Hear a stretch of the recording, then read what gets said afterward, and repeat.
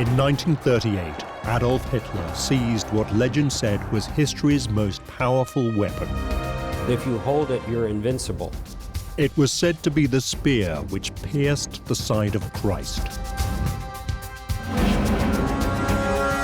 Military leaders became almost besotted with the idea of possessing it. And with the spear in his grasp, Hitler unleashed terror upon the world.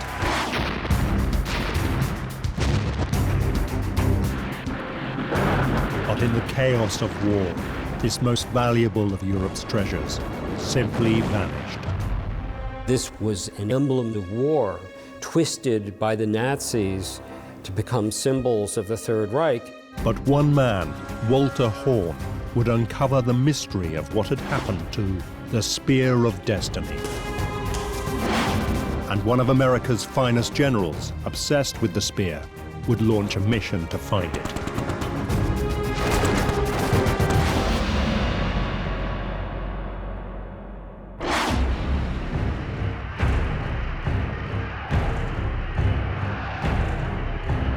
In 1933, Adolf Hitler is elected Chancellor of Germany. Hitler was by no means a normal person to be leading a country in the middle of Europe in the middle of the 20th century, and especially one the size of Germany. He was a very embittered, lonely, twisted, abnormal individual who had an enormous amount of drive and this famous will to power. And that's what really, spurred him on.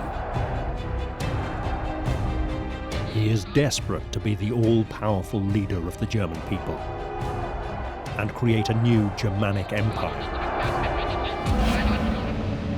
The trouble is, he had won less than half of the popular vote.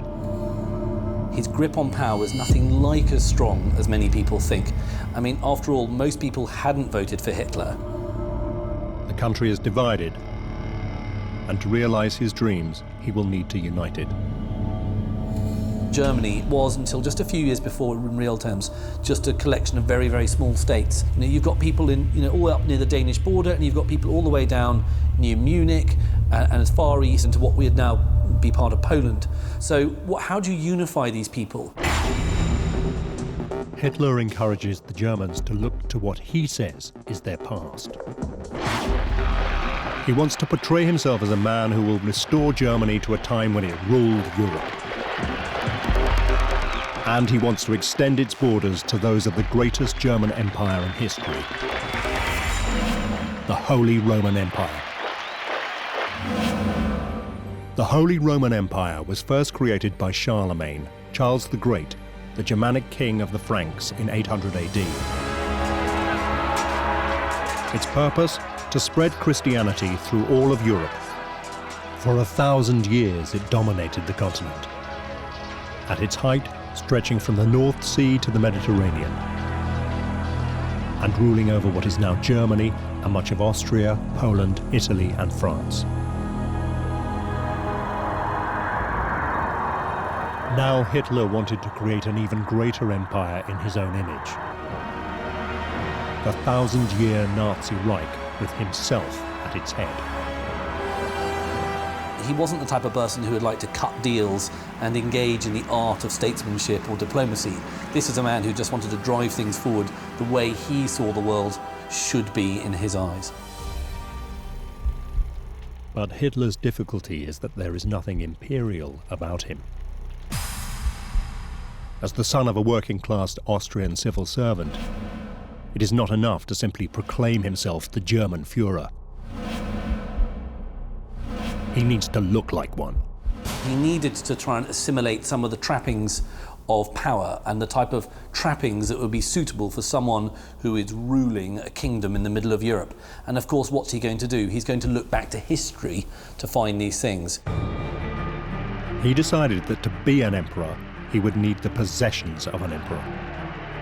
Hitler was looking for an emblem that would underpin his claim to be leading the German people back to a new era. What do we need? Well, we need various items that are associated with other people in power. The Holy Roman emperors had held crown jewels as symbols of their authority.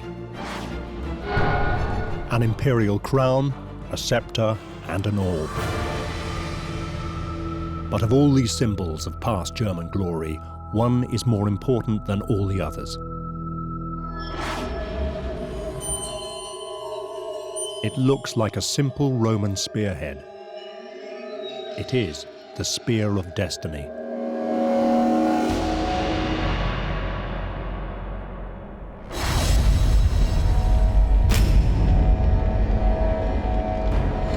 The Spear of Destiny was said to be none other than the spear that had pierced the side of Jesus Christ as he hung on the cross.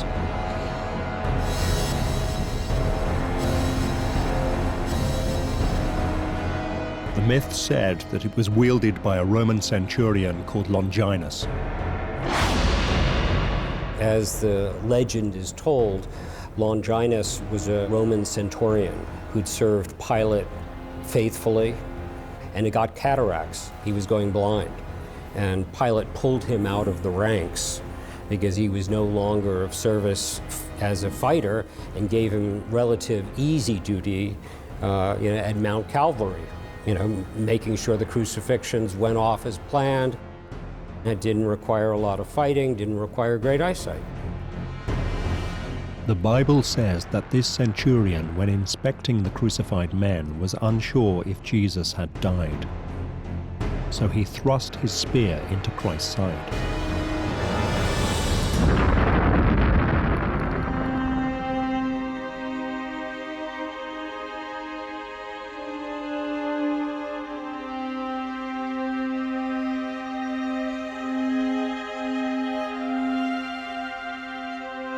Blood allegedly dripped down the side of the spear into Longinus's eyes. He was cured of cataracts. He was cured of his blindness. He had a vision of the future. He had a vision of Jesus as the Messiah. Longinus was converted instantly.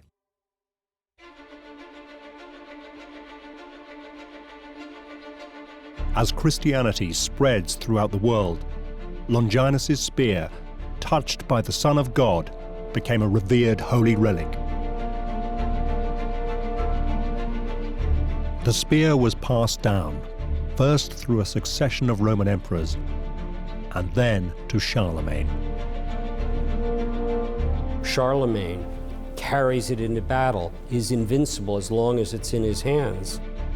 It becomes known as a talisman for conquerors, for military force.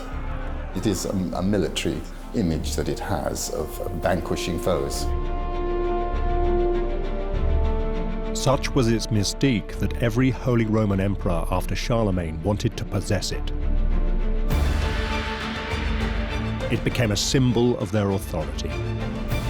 The spear, at a very early point in history, is a reflection of power, of strength. Legend says that whoever held the spear would be undefeated in battle. So not only do you get a sense of whoever has this is the true world monarch because he has it, but if you hold it, you're invincible.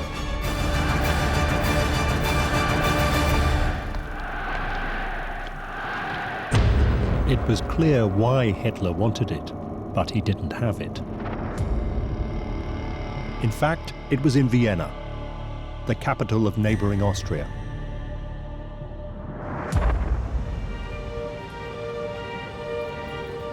When the Holy Roman Empire was dissolved in 1806, its heirs, the Habsburgs, moved the spear to Austria, where it ended up on display in the Hofburg Palace. And it was here in 1908 that Adolf Hitler, then a struggling Austrian painter, had first seen the spear and begun to covet it.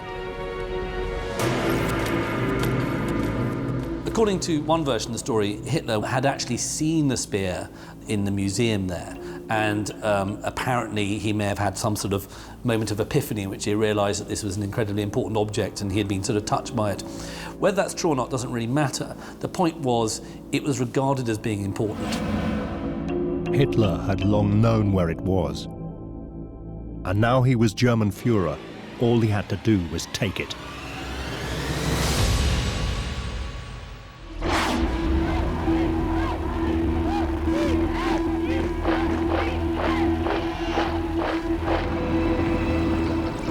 March the 12th, 1938, German troops crossed the border into Austria.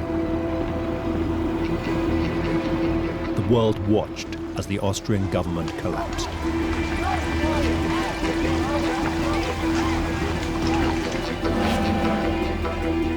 Hitler was killing two birds with one stone. He was reclaiming lands once held by the Roman Empire, and was now on the brink of seizing the spear of destiny. You've got to realise that Austria and Germany are, in Hitler's eyes, indivisible, and indeed they should never have been divided in the first place. With Austria in his grasp, Hitler now activated the second part of his plan.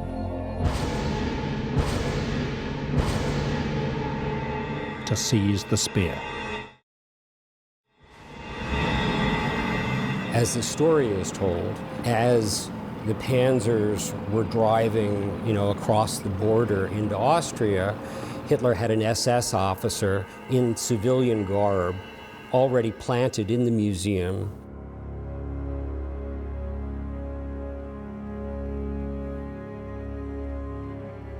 When he was alerted that the border had been crossed, he changed into his uniform, pulled out his gun, and stood guard over those crown jewels. Nobody was to touch them until Hitler arrived.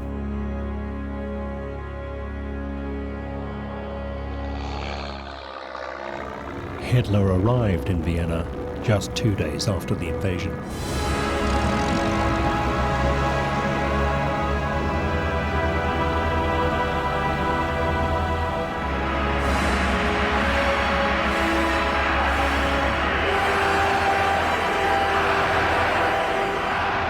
One of the very first things he does is to go to the Habsburg Museum, go to the display case where the spear and the crown jewels are,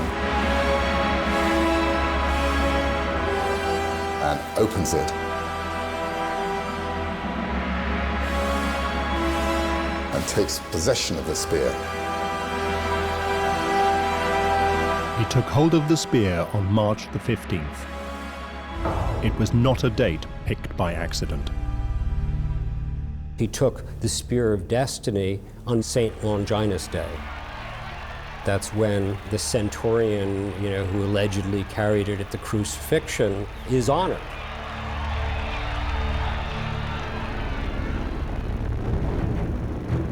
Hitler took the spear to the southern German city of Nuremberg, which had been its home for centuries during the reign of the Holy Roman Emperors.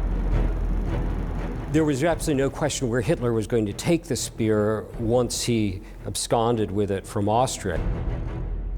He was going to take it back to Nuremberg, back to its spiritual home, what was to be the spiritual headquarters, the spiritual capital of Nazism, of the 1,000-year Reich.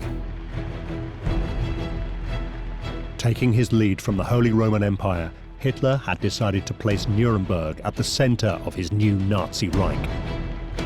Berlin is the brain, Nuremberg is the heart.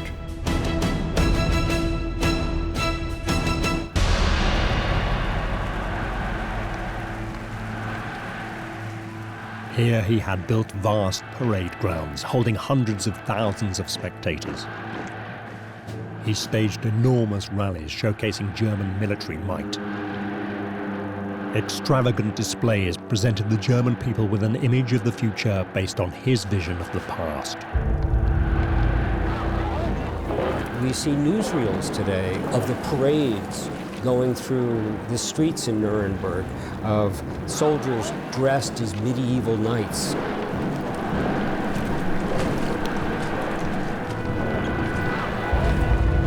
With mock-ups of the chest of the crown jewels, symbolic of being returned to the homeland. The 1,000-year Reich begins.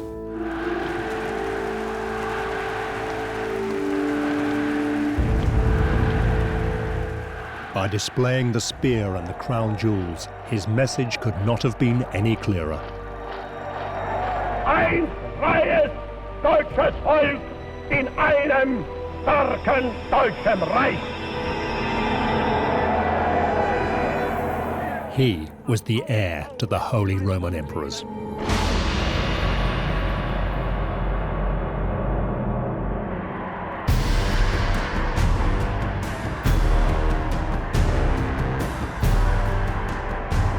It was as if King Arthur had finally gotten Excalibur and was marching through town with it. And in a triumphal parade,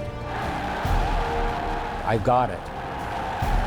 With the Spear of Destiny in his possession, Hitler was convinced he would be unstoppable in his aim to conquer the rest of Europe.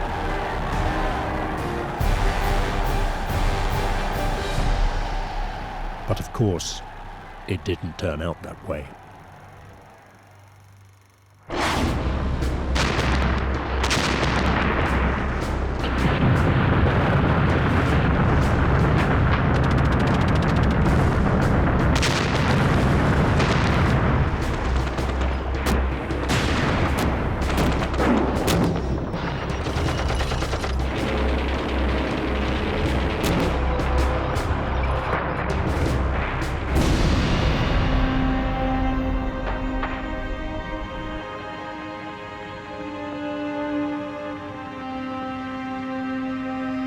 By the beginning of 1945,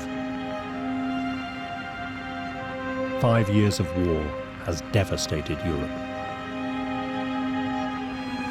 The spear has failed to bring Hitler the victory he had dreamed of. His ambitions lie in tatters. His empire on the brink of collapse. And in the chaos, the Spear of Destiny, one of the great treasures of Europe, has disappeared.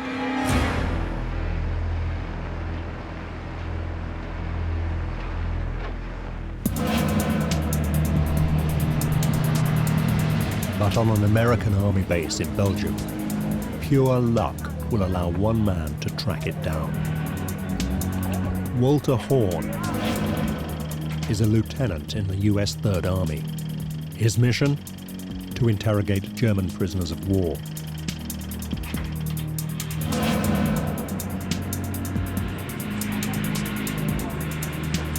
Horn is no ordinary American GI. For one thing, he's German. And 10 years earlier, he had narrowly escaped the clutches of the SS.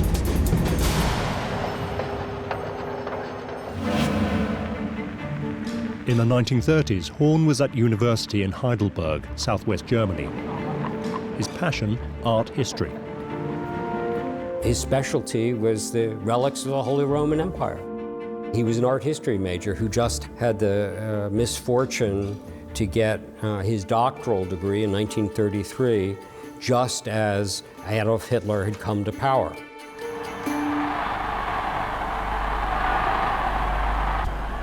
As a historian, Horn found himself being sucked into Hitler's obsession with proving the superiority of the German race. He was invited to join a special unit of the SS created specifically for this purpose, the Ahnenerbe. Promising academics were press-ganged into the Ahnenerbe. The job? To prove at any cost that German culture was superior to every culture in the world. And who better for the Ahnenerbe to recruit than the impressive young academic and PhD, Walter Horn. Walter was perfect Nazi material. He had been a javelin contender for the Olympics. He came from fifth-generation Germanic, Aryan stock. You know, he was young, he was good-looking, he was well-traveled. This was the kind of man the Nazis were looking for. But Horn could see exactly where Nazi control of German academic life was leading. The Ahnenerbe can't just be seen as a kind of harmless bunch of corrupted academics who were just sucking up to the Nazis, because what they were proving was helping to create a worldview that was in essence evil. And some of these theories are directly related to the idea of race, and we all know what happens when you apply these theories to a regime that is as murderous as the Nazis are. It leads directly to the gates of Auschwitz.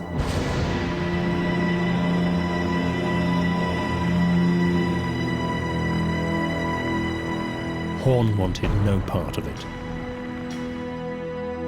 So in 1934, he decided to flee Germany.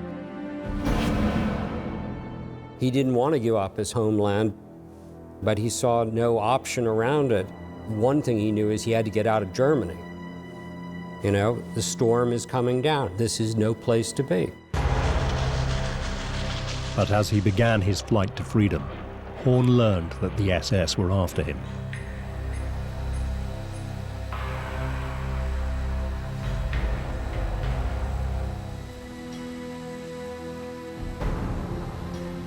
He was very concerned. He hated the Nazis. He didn't know if it was because of remarks that he had made about the Nazis.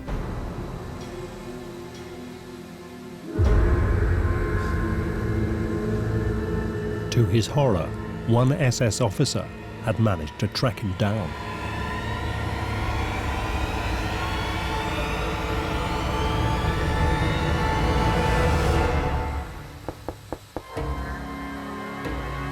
The SS officer had his pistol, and I'm sure Walter was thinking that the end had come. But Horn was in for yet another surprise. The SS officer essentially, told him, yes, we're looking for people like you, but good luck. Just don't come back. Walter Horn eventually managed to escape via Italy and then Cuba to America, where he became a naturalized American citizen.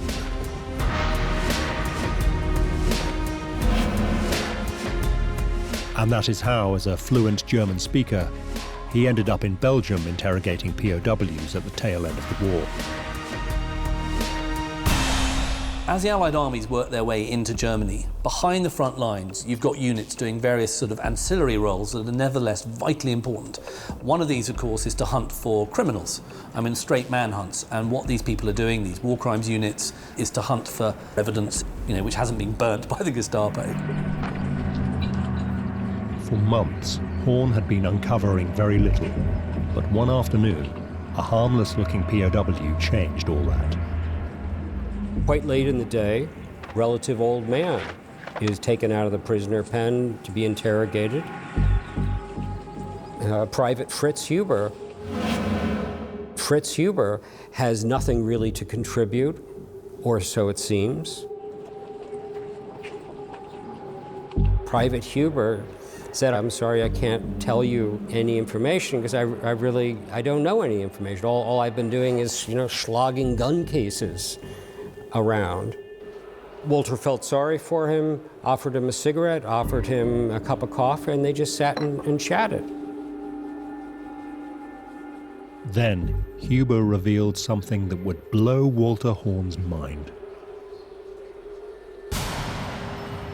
Huber said, I do know of a special treasure, a hidden treasure. Are you at all interested in art history?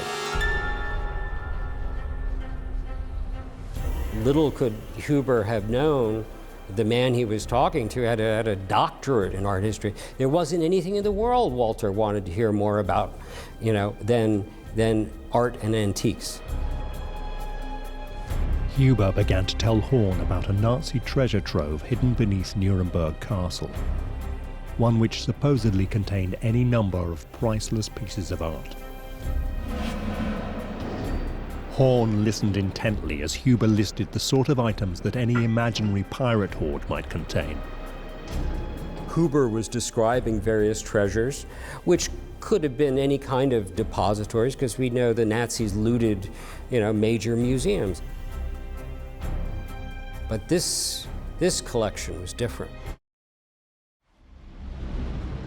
He described a scepter.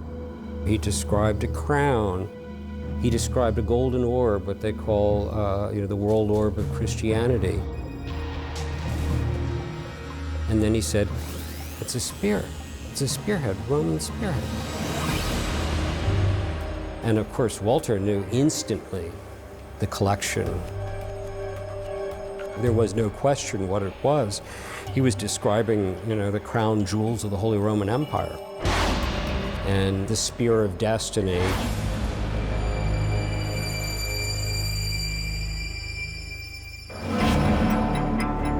Horn pushed Huber for every detail and was amazed to find out the lengths that the Nazis had gone to protect the Spear of Destiny. Huber said his father had been hired by the head of the Nazi SS, Heinrich Himmler, to install a ventilation system in a hidden vault beneath Nuremberg Castle.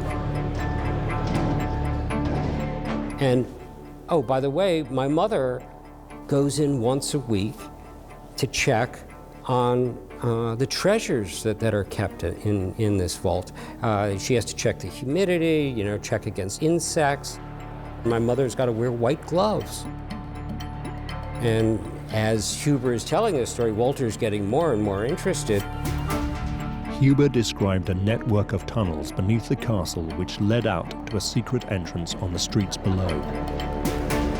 It looked like an active, ongoing antique shop, and had two doors for bringing items in and out, but of course it was Nazis who were going the in and out.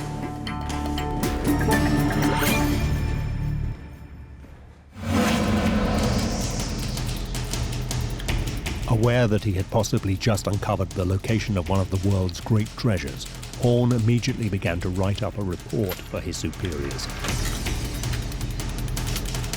But fearing the American High Command wouldn't understand the importance of the spear, Horn made sure to write in detail, even drawing a map of the city to show where the vault could be found.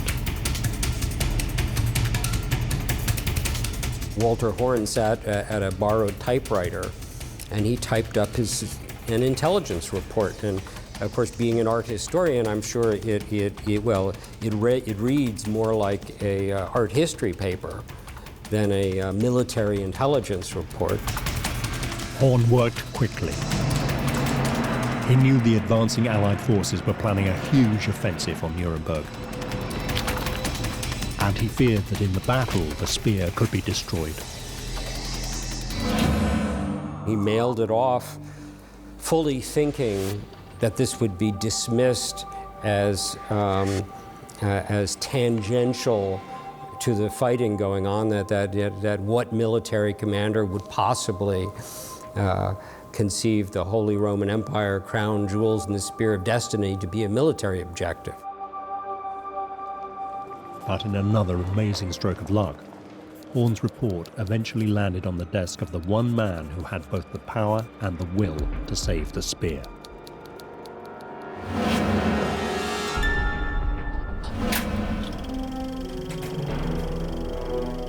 General George S. Patton, also known as Old Blood and Guts, was in command of the US Third Army in Europe and was one of the generals overseeing the invasion of Germany. A flamboyant man, often pictured with 2 silver revolvers, he was a brilliant tank commander and tactician. A Catholic convert, Patton saw himself as a Christian warrior. But more than that, he too was obsessed with the legend of the Spear of Destiny. He had even written a poem about what it must have felt like to plunge the spear into the side of Christ. I cannot name my battles, for the visions are not clear. Yet I see the twisted faces, and I feel the rending spear. Perhaps I stabbed our Savior in his sacred helpless side. Yet I've called his name in blessing when after times I died. As US troops battled their way across Europe, Patton had been attempting to track the spear's movements. His fear was that the spear, if not found, might be used as a talisman to inspire a Nazi resurgence. But so far, he had no idea where the spear was, until Walter Horn's report landed on his desk. Lo and behold, that's exactly what Patton was looking for, and he found it in that intelligence report. Light bulb went off. This was a military objective for Patton. On the eve of the assault on Nuremberg, Patton took an amazing decision. He ensured that a crack team of soldiers was sent to locate the secret vault. But it would be no easy task.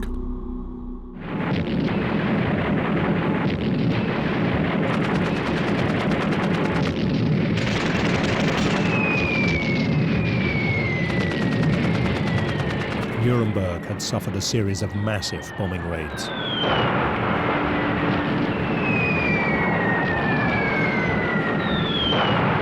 Thousands had died, hundreds of thousands displaced. They talk about the devastation in Dresden, but the devastation in Dresden essentially came from a fire that spread. In Nuremberg, it was literally from the tons and tons of bombs. And now the Allies intended to send Hitler a message.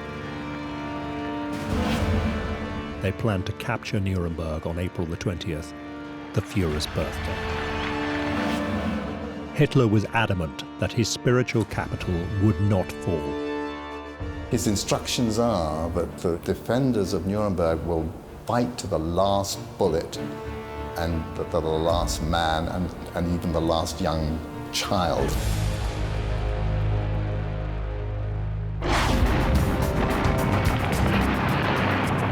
On April the 16th, the US Army began a fight to the death for the city.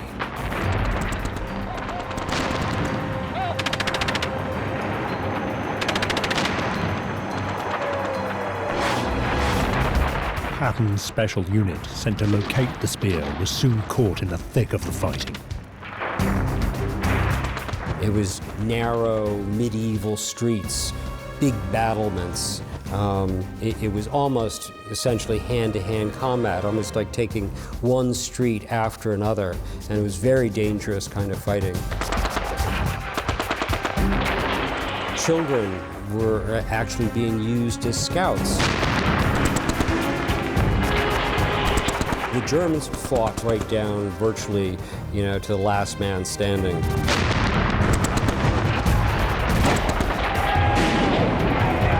In the chaos of the battle, Patton's unit, armed with Horn's map, embarked on their dangerous mission to locate the secret vault. That unit lost many men to work their way where the vault was. When they got there, they couldn't even find it. There had been such devastation, so many bombings, and they weren't even sure that they'd gotten to the location. But then they made a discovery. One of them found a crevice, a sort of tunnel-like thing, and they dropped in.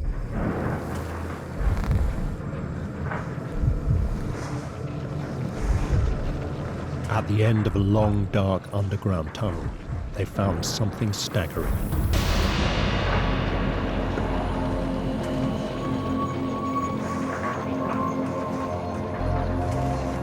Set into thick concrete,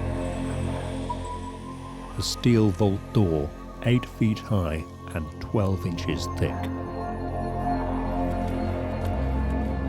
But there was a problem. The giant vault doors were locked shut.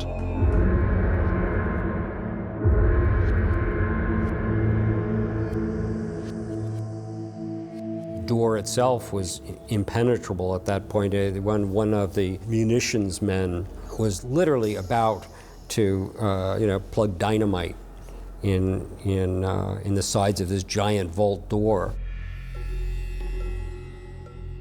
But just moments before the charges were detonated, a German civilian came forward and stopped the munitions man.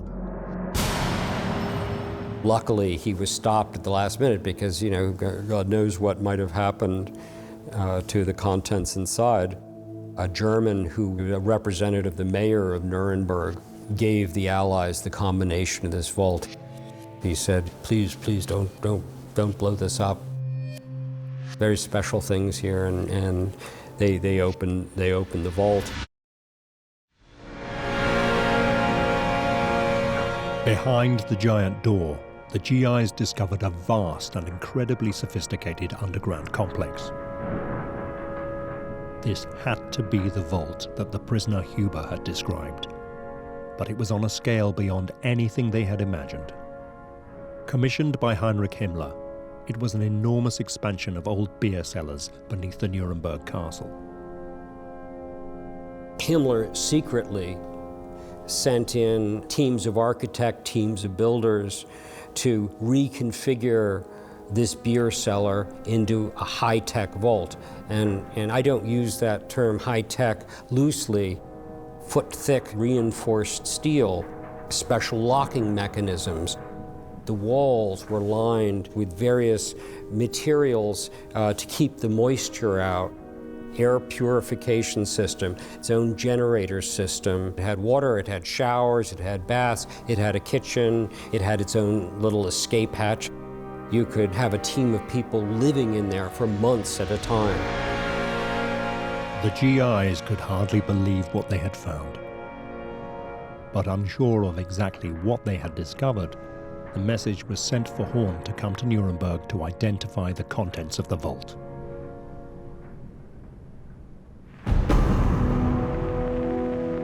When Horn arrived, he was shocked by the state of this once beautiful medieval city.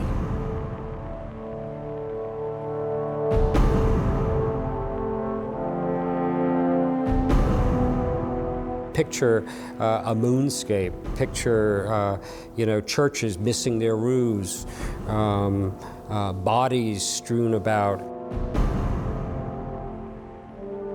Horn was led to the vault.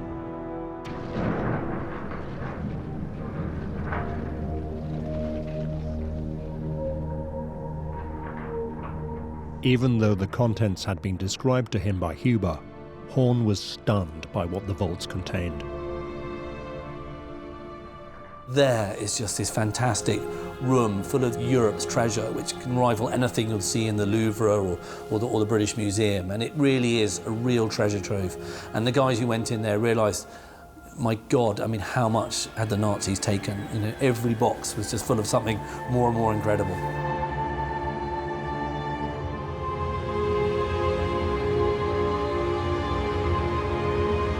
Horn was shown a small wooden crate.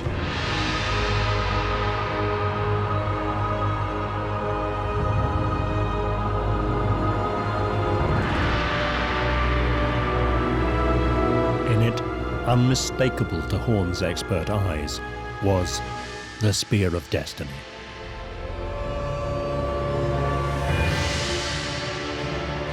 Horn became a hero when he recovered the Spear of Destiny. Now the question was, what were they to do with him?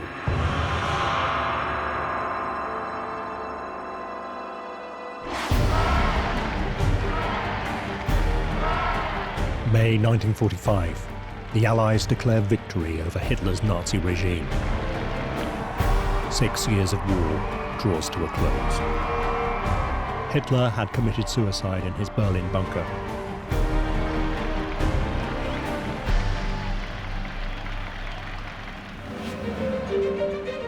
The Allies uncovered millions of dollars worth of Europe's finest treasures, stolen by the Nazis. We know the Nazis looted, major museums. Major collections were brought wholesale in by train. Now began the task of returning these treasures to their rightful owners. Walter Horn had assumed the spear would be returned to Austria. The Spear of Destiny come from the Hofburg museum in Vienna. This is where he fully thought they would be returned to. Patton had other ideas. It seemed that Patton, too, had become bewitched by the power of the Spear of Destiny. Patton said and openly declared that these relics, this spear of destiny, are not artwork. These are emblems of war, twisted by the Nazis to become symbols of the Third Reich. Patton was the type of man who very much would have liked the idea of the spear of destiny, in his back pocket, and wanted to take it back to the United States. Perhaps he believed, as did Hitler, that whoever possessed the spear would be invincible.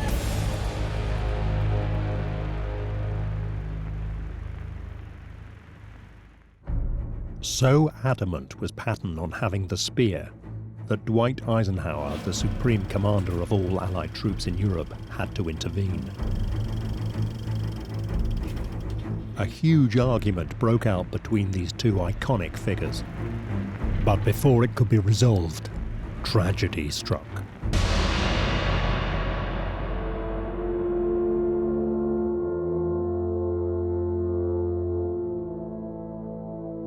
His car is hit by a lorry. He's virtually paralyzed. He's in hospital for a short period and then he dies. With Patton died the last obstacle to the spear returning home to Vienna.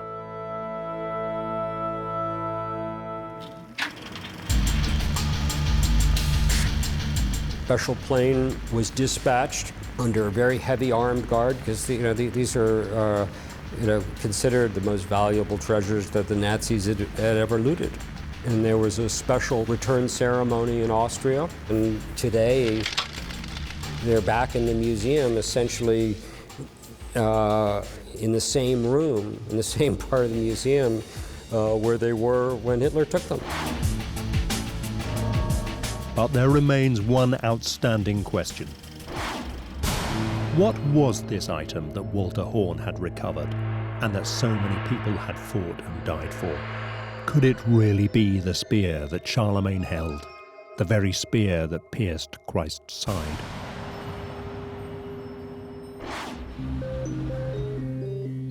Robert Feather, a trained metallurgist, was the first person in 40 years to be allowed to examine the spear scientifically. I was called in to examine the spear because I'd had previous experience of metallurgical work on ancient artifacts. I trained as a metallurgist and I've sort of done a lot of work in ancient metals and materials. One of the first tests he did was to see if there were traces of blood on the spear. If it were Christ's blood, it would be the most staggering discovery of all time. I took swabs of the spear just in case there was any biological material. I mean, if it's a spear, it could have had some blood on it somewhere, and the remotest chance that some of it might be Jesus' blood just occurred. So I thought I'd better do it just in case. Is someone going to say, why didn't you? But no traces of blood could be found. Next, he did a series of non-destructive tests to uncover the age of the spear. We did XRF, which is X-ray fluorescent tests. We did microscopic analysis. We did full high-powered X-ray analysis. These tests finally gave an approximate date to the spear itself. The 7th or 8th century AD. To say that it was the spear that went into the side of Jesus, I think, is rather difficult, if not virtually impossible. It's impossible really to have had much contact with someone who had supposedly died 8 centuries before it was made. Science had proven that the Vienna lance was not the spear that had pierced the side of Christ. So does this mean it is worthless? Had thousands of lives been risked in pursuit of nothing more than a medieval forgery? After all, one uncomfortable fact, even for Hitler, was that it wasn't the only spear claiming to be the spear of destiny. Problem with the spear is that there are quite a few of them. I mean, I think there are at least 4. There are competitor spears in different places to the Vienna spear. There's one in Etchmiad in Armenia. It doesn't look very much like a spear, and it's more rather like a Roman bannerhead, but nevertheless they revere it, and There's another one in Poland, which is almost certainly a later middle-aged reproduction. There's another one in St. Peter's, in the Basilica of St. Peter's, which is said to be part of the spear that pierced the side of Jesus. But it seems that the spear Hitler coveted had a value that none of the others had. We know more about the early history of the Vienna spear than any of the others, and we can trace it certainly in written record back to the 8th century. That date is extremely significant. It was when Charlemagne, the first Holy Roman Emperor, was rising to power. This spear may not have been the spear which pierced Christ's side, but it was the spear held by the Holy Roman Emperors. There's no question that that spear was the one carried by the Holy Roman Emperors, and that this was the one passed on, throughout history, through tradition, and was the one that Hitler took. And Hitler had understood something else. It doesn't matter what something is. What matters is what people believe it to be.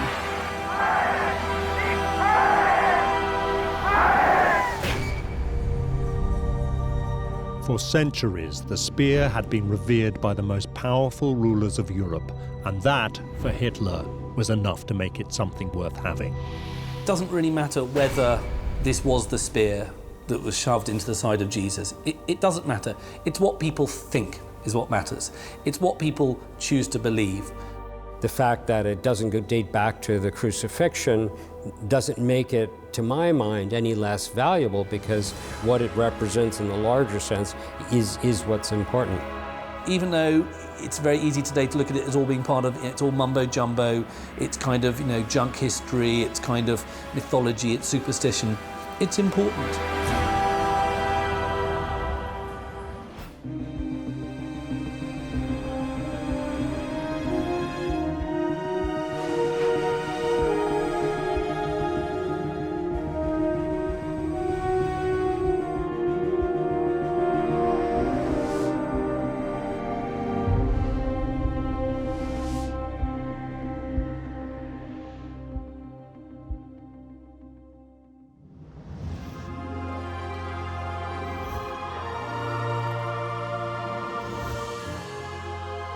Yamashita's gold is one of the greatest treasure hoards ever known. In today's currency, it represents over $100 billion in value. According to the myth, this incredible fortune was the proceeds of ruthless Japanese looting throughout Asia during World War II. For one amateur treasure hunter, finding the gold became a lifelong obsession. If he had to get down on his hands and knees and dig with his fingers until they bled, I see him being that kind of man. But little did he know, he had a mighty rival, one of the most brutal dictators of the 20th century. Marcos was unquestionably a thug. He was a gangster. Just when this penniless Filipino had riches beyond his wildest dreams within his grasp, his quest turned into a nightmare. He's put a target on his back. This is the extraordinary story of Roger Roxas. He was willing to be dated against Goliath. Roger was a hero. And the legend of Yamashita's gold.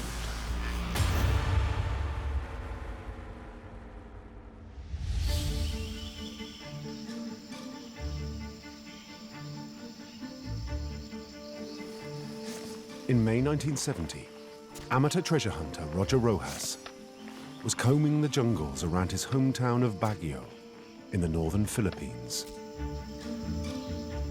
For over a decade, he'd spent every spare moment searching for a long-lost hoard of treasure. He'd put all his money into his quest. Unless he found it, he faced ruin.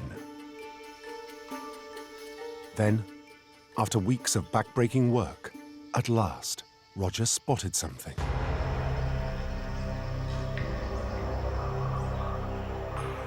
Had he finally found what he'd been looking for his entire life?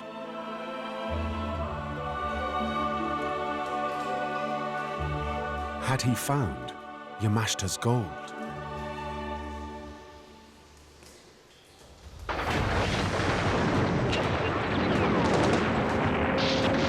The legend of Yamashita's gold is one of the greatest stories of war loot in history.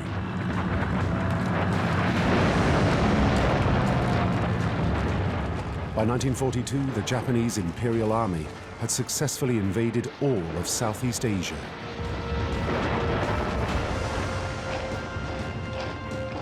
As they advanced, they mercilessly ransacked country after country. They stole on a massive scale, reportedly unrivaled in military history. Yamashita's gold is wealth beyond belief. People wouldn't believe how much it is. $1 trillion worth. So it's a mind-blowing amount. The mastermind heading this covert operation, codenamed the Golden Lily, was said to be Prince Chichibu, the emperor's brother. This guy is brilliant.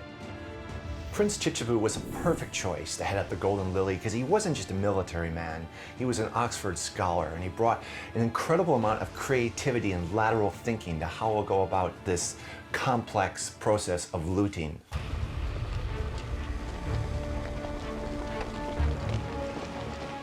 The Golden Lily operatives just completely took everything from all the countries. They left them with nothing. They invaded, they took all their wealth, and just left them penniless. It wasn't just banks and financial institutions, but it also had museums, temples, art galleries, rare books, anything that was worth money. They knew about it, knew where it was, how much it was worth, and they took it.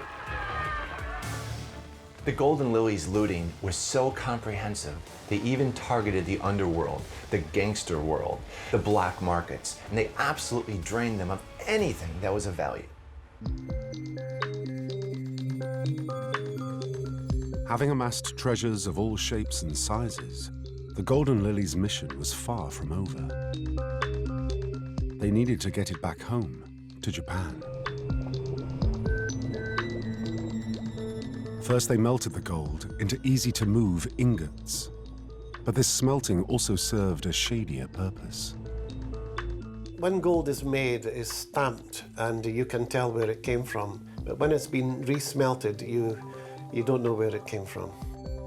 So he wanted to stamp the little sign on the gold bars that the gold was actually made in Japan. Then it would look like the gold was Japanese gold of Japanese origin. This stolen gold was then brought to the Philippines. There it was inventoried and then sent on to Japan by ship. The Philippines was chosen as the Golden Lily's transportation hub because it was pretty much in the center of the vast Japanese empire. For the first year of operations, the Golden Lily's transportation network ran like clockwork. But then, the tide of the war turned.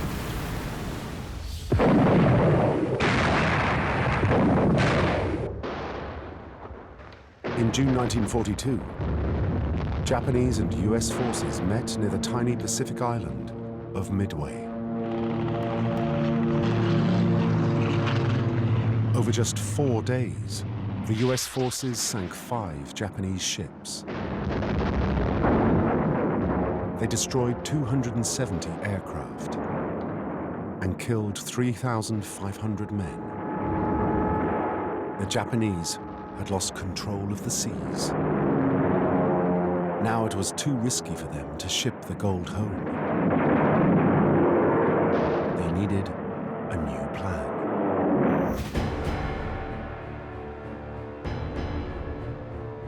They turned to their finest fighting general, Tomoyuki Yamashita. He has an incredible track record. Nobody has the reputation he does, and if anyone can pull one out of the hat, it would be him.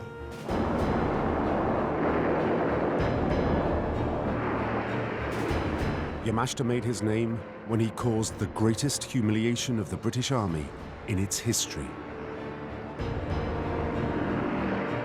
In December 1941, he invaded Malaya, sweeping down the peninsula in only a matter of weeks. Yamashita then captured the British military stronghold of Singapore. Hitherto, both Malaya and Singapore had been thought to be completely unassailable, that the British were totally in charge militarily, and he proved them wrong.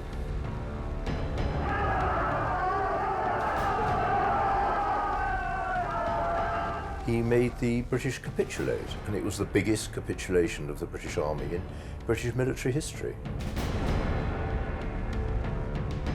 Virtually overnight, Yamashita took nearly 100,000 Allied soldiers prisoner. His victory sent shockwaves across the world and earned Yamashita his fearsome nickname, the Tiger of Malaya.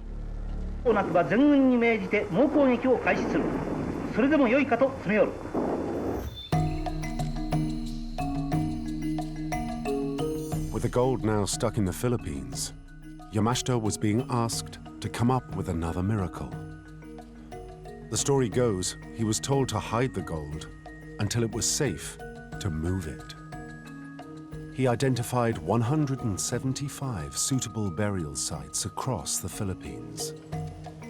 They would hold the gold until the Japanese were once again victorious.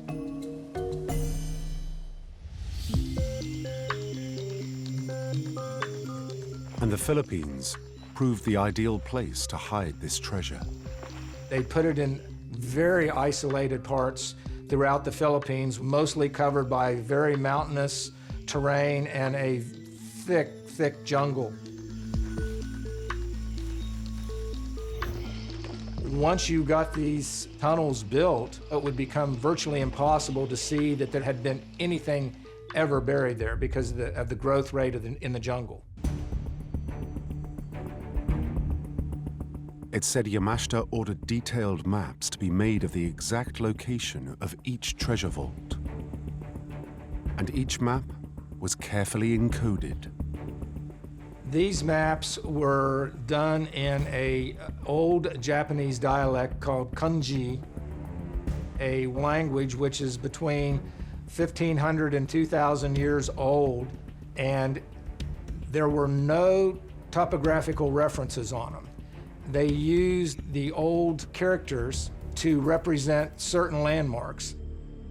Unless you knew the complex code, these maps were meaningless. And there were even further layers of security. Bombs, grenades, decoy walls that would lead you into another trap. The Golden Lily left nothing to chance, and they had a vast system of booby traps that consisted of poisonous gas, explosives, complex use of the water table, so if you don't know what you're doing, you're going to drown in your pursuit of reaching the treasures. But the maps that were drawn highlighted where all those traps were. If you didn't have a map and you went into one of these treasure vaults, it's very likely that you wouldn't come out alive.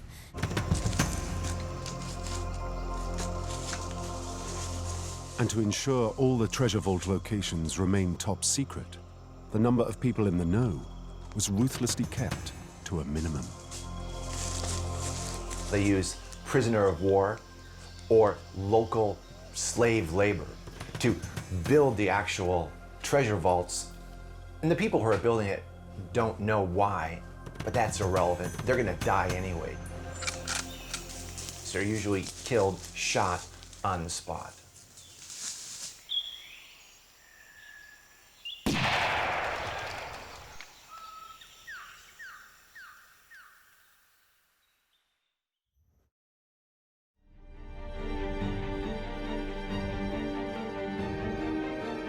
But for all Yamashita's efforts, the gold still wasn't safe.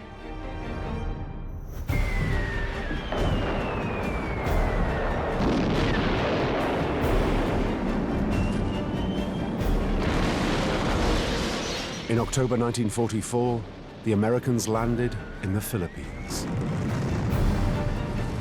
The fighting that followed was the bloodiest of the Pacific War. The fighting in the Philippines at the end of the war was extremely brutal. Yamashita would fight to the very last man for the emperor. But even a master tactician like Yamashita couldn't stop the Americans' advance.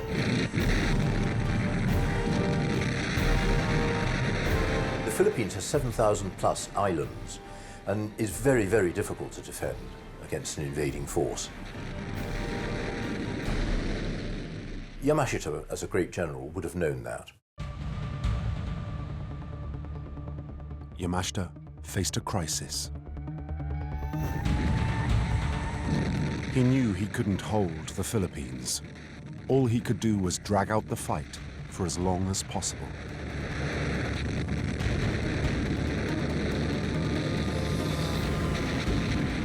And it seemed there was one particular reason Yamashita needed to buy himself time.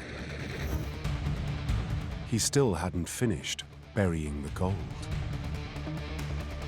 Gold and Lily are running out of time and desperate. So they've got these ships in the harbor with gold that they need to get into the tunnels. They have no time. What do? They scuttle them and sink them.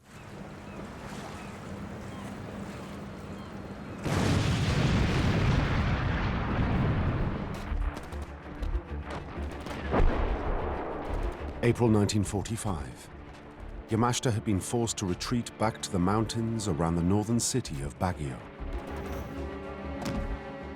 Their systematic hiding of their national treasure becomes less systematic and more panicked.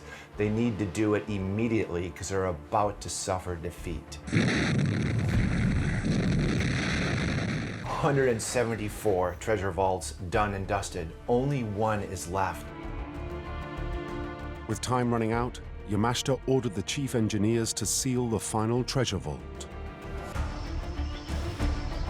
These engineers knew everything. They knew how the maps were made. They knew where the burial sites were. They knew how they were booby-trapped. What they didn't know was Yamashita had one last move to protect the gold. The story goes that while the engineers were carrying out his orders, Yamashita sealed the vault himself.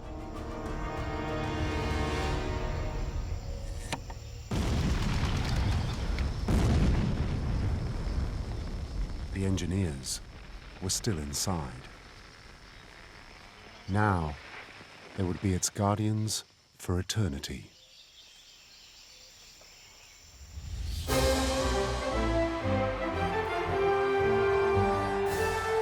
Three months later, World War II was over.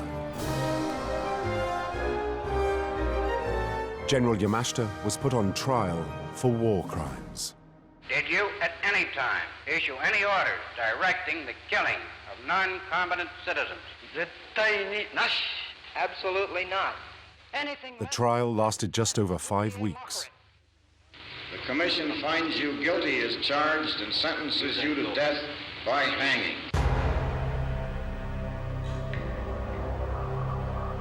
Yamashita took the secrets of the gold to his grave. There was only one other person who allegedly knew of the gold's whereabouts: Prince Chichibu. And in 1953, he died of TB. Anybody who knew anything about this treasure is now dead. It seemed Yamashita's gold was lost forever.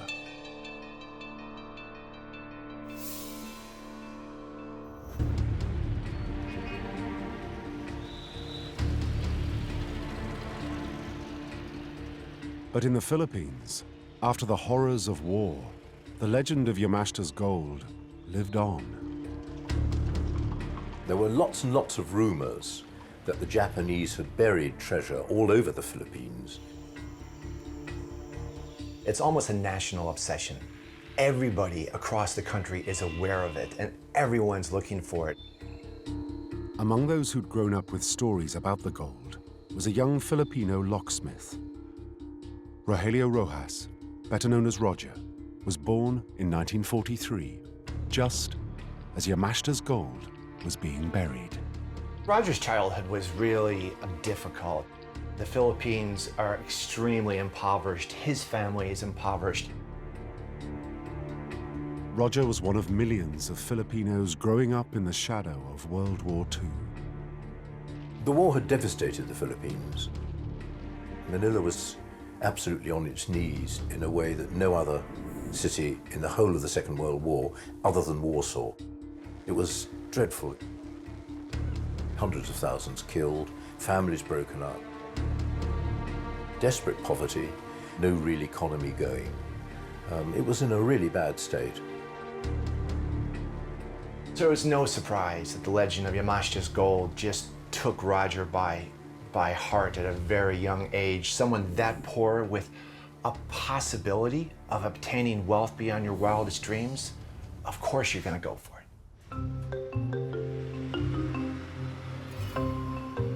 Roger the locksmith lived in Baguio, the northern city, near to where Yamashita made his last stand. Roger surmises that they must have hid some of the treasure around his town. So he looks around his town right from the start, because he knows logically that's probably one of the best places to start. Roger was a very diligent man. Every spare moment he was out there working, seeing what he could find, eliminating areas, and continuing to move forward in a very logical, progressive manner. To help him in his quest, Roger scrimped and saved and bought himself a metal detector.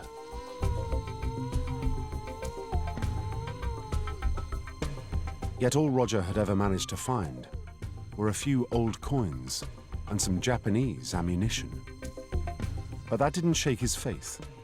One day he was sure he would come across the treasure he'd been dreaming of since he was a boy. No matter how many disappointments a treasure hunter has, they will always keep going.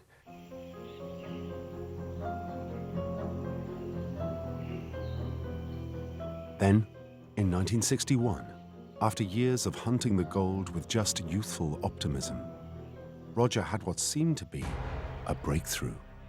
He got the kind of clue he'd been longing for, a map of a tunnel complex. There were lots of maps and sketches like this in treasure hunting circles at the time. Roger had seen plenty of them before, but all had been fakes. This one was different. This map had come from a Japanese soldier. He's convinced that this is the real deal. Trouble was, the map was in the Golden Lily's fiendishly complex code. It's a needle in a haystack, and you don't even know where the haystack is because the map has no topographical features. But Roger also knew that this Japanese soldier had been in Baguio with a group of engineers as they buried gold during the final days of Yamashita's retreat. The map allegedly related to one of those treasure vaults. It was getting closer. He could feel it. Roger never gives up. And the reason is he knows the treasure is there. And he knows that year after year, if nothing else, he's eliminating where it isn't. Yet for all his high hopes, Roger just couldn't crack the map's code. And so, even after looking for several more years, he was still no closer to finding Yamashita's gold. But at least the map confirmed to Roger his first instincts were right. There had to be treasure somewhere around Baguio. He knows it's there. This is not a myth. This is historical fact. Then Roger met a man who seemed to offer him his next breakthrough, Eusebio Okubo. Okubo told Roger he had served under the Japanese as an interpreter during their occupation of the Philippines. There were a lot of Filipinos who claimed to know where Japanese buried treasure was, mainly because an awful lot of Filipinos had, perforce, worked with the Japanese, not necessarily what we would call collaborators, but simply because the Japanese needed cooks, drivers, interpreters, all that sort of thing. When Roger met Akubo, he would have had mixed feelings. Here's somebody who colluded with the enemy. Akubo confessed he had served none other than General Yamashita.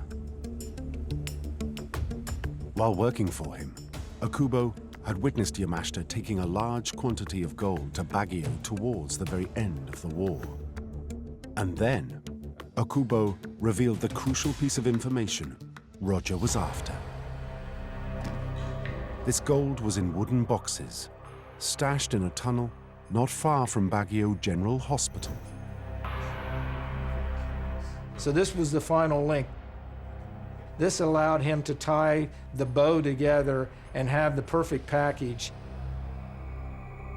Now he knows where to go, he knows where to dig. He was elated because it now pinpointed the area for him to look at. But little did Roger know, he had a rival. The most powerful man in the Philippines, President Ferdinand Marcos. In 1965, Marcos had been democratically elected. But he rapidly became a pathologically greedy dictator. Money was extremely important to Ferdinand Marcos. He loved it like nothing else. And there was only one person who could match Marcos's greed. His shopaholic wife, Imelda. Marcos wooed Imelda, it is said, by taking her down to the vault beneath his bank and just showing her enormous great stacks of $100 bills. Whether or not this is true or not, I don't know, but it's extremely likely. And I should think it almost certainly would have convinced her that she was onto a good thing. But Imelda's lavish lifestyle wasn't the only reason Marcos needed money. The richer you were, the more powerful you were. It's that simple. It's a very simple equation. And nothing could make Marcos more powerful than finding Yamashita's gold. It's not at all surprising that Marcos was interested in Yamashita's gold because he was a thug, basically, and the mere thought of the promise of gold, and he would have been onto it like a shot.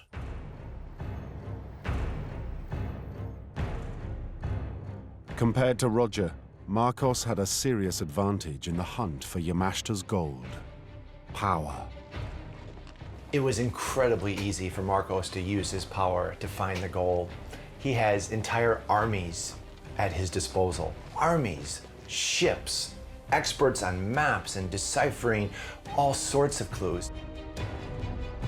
Despite all these resources, Marcos hadn't found anything. And so he devised a shrewd strategy. He was a brilliant politician, but he was also brilliantly corrupt. On the surface, he seemed to be a rational person, going by the law, by the books, but in person, he was quite ruthless. Marcos passed a law demanding treasure hunters apply for a permit, detailing where they were going to start digging. He comes up with the permit system because this way he has all the enthusiastic treasure hunters all across the country working for him because they've now told him where they think the treasure is. He's just waiting to see if anyone finds it, then he can move in because he has the resources to do that. And you know, that's very smart.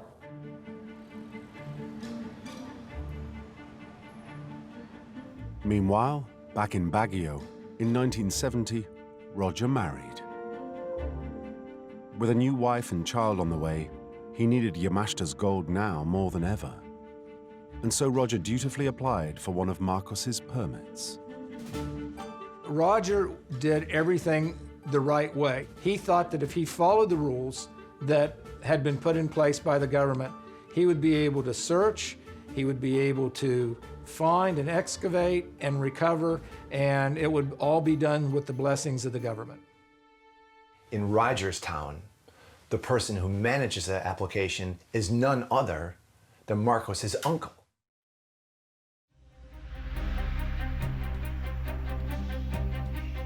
In May 1970, armed with his permit, his map, and Akubo's information, Roger decided to risk everything to find Yamashita's gold. He spent all his life savings hiring a team of laborers. Together they started hacking their way through the thick jungle vegetation near Baguio General Hospital. So it was really difficult for Roger to find the tunnel near the hospital because it was 25 years before that it was blasted shut. And every single year in the rainy season, these jungles, they change their look and feel dramatically.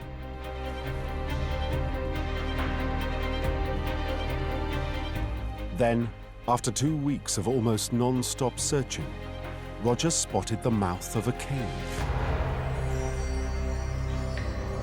Could this be the entrance to the treasure vault Akubo told him about?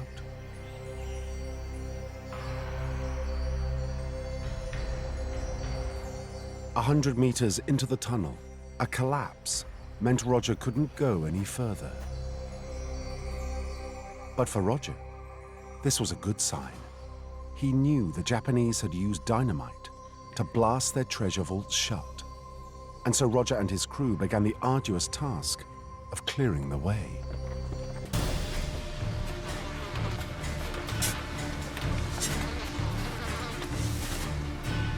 The conditions for Roger and the team digging the tunnel would have been horrific.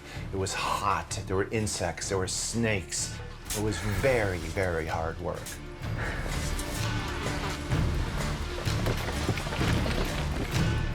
Digging the tunnel was very, very dangerous. And Roger knew that if this really was a tunnel that the Japanese had built, there may be booby traps. But Roger was willing to risk his life to get to Yamashita's gold. Once you get that gold fever, it is insatiable. You just cannot quench that appetite.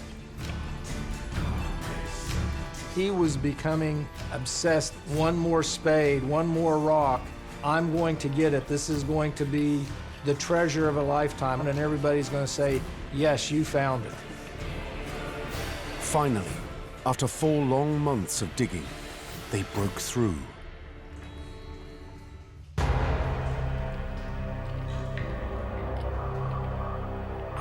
It was then he made a grim discovery.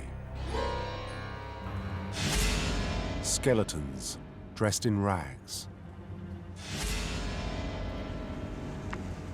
But these weren't just any rags. They were Japanese military uniforms.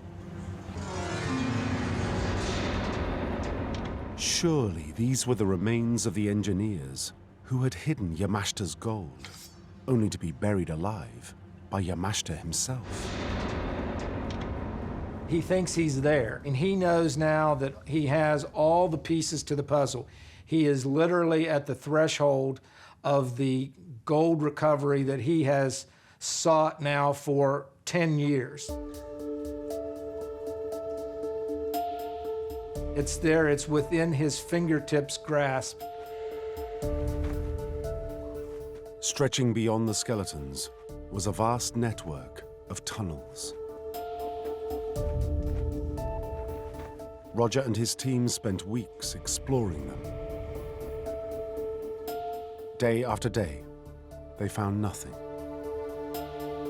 The next day, he was out there ready to go again.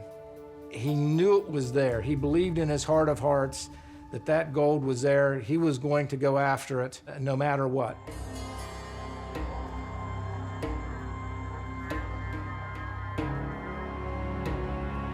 But a full 6 months on from finding the entrance to the tunnel, Roger still hadn't found any treasure. Roger had spent all the money that he had raised to start the dig to begin with, and no one was going to give him any more money. No money meant no crew. It seemed the hunt was over. Roger had squandered his life savings on a huge mistake.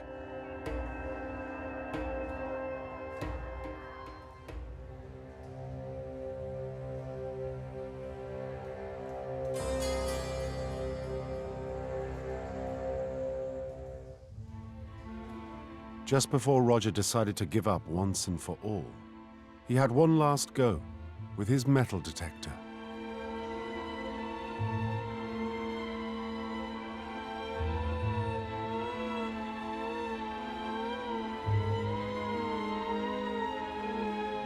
Then he heard its telltale buzz. This buzz that Roger got from his metal detector must have been the best sound he'd ever heard in his life.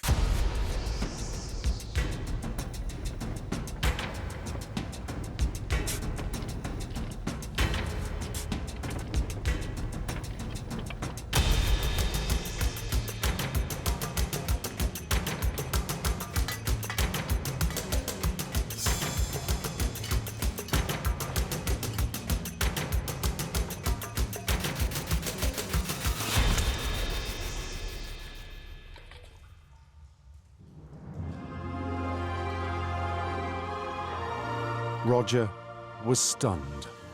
Hiding behind the wall was a gold statue of Buddha. This was that moment in life that you would look back on and you say, yes, I have achieved my goal for my entire life. This is it. This find is the most significant find of anything that anybody had discovered in the Philippines. The Buddha was in the Burmese style. According to the legend, the Japanese had looted religious artifacts from temples right across Burma. He really must have found one of Yamashita's 175 treasure vaults. And that wasn't all. The area around the Buddha was stacked full of wooden boxes.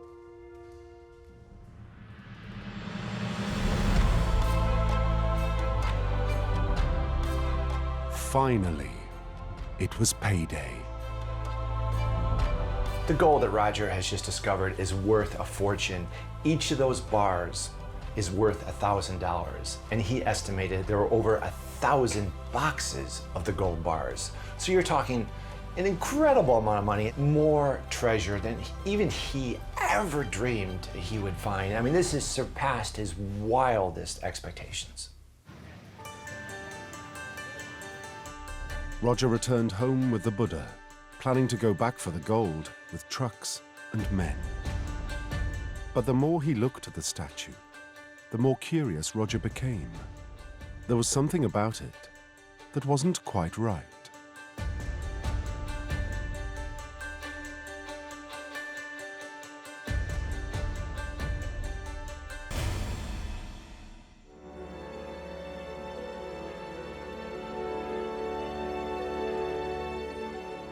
The Buddha was full of diamonds. The value had just gone off the chart. Roger, I mean, he's getting richer and richer by the minute. He has 1,000 boxes of gold bars, he has a gold Buddha, and now he has handfuls of diamonds.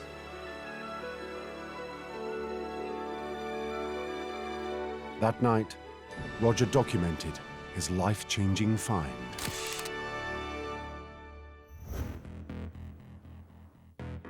News of Roger's miraculous discovery soon spread to the presidential palace.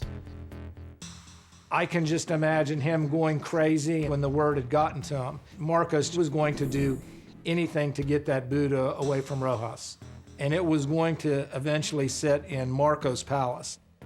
Unfortunately for Roger, Marcos's primary tactic was brute force.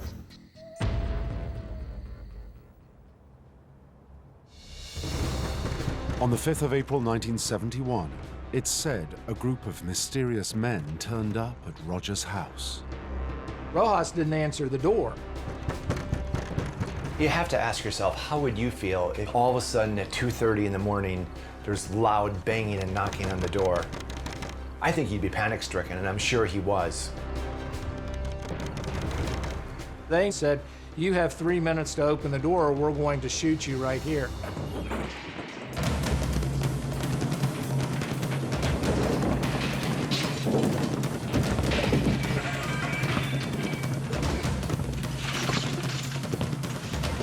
They took everything away from him.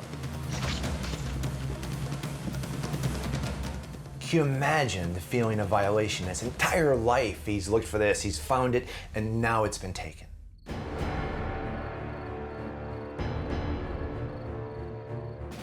But if Marcos thought he could intimidate Roger and his family, he was wrong. Roger had risked everything to find this gold, and he wasn't going to let it go so easily. Roger reported the theft to the police. By that time, President Marcos had a considerable stranglehold on the police and the army particularly.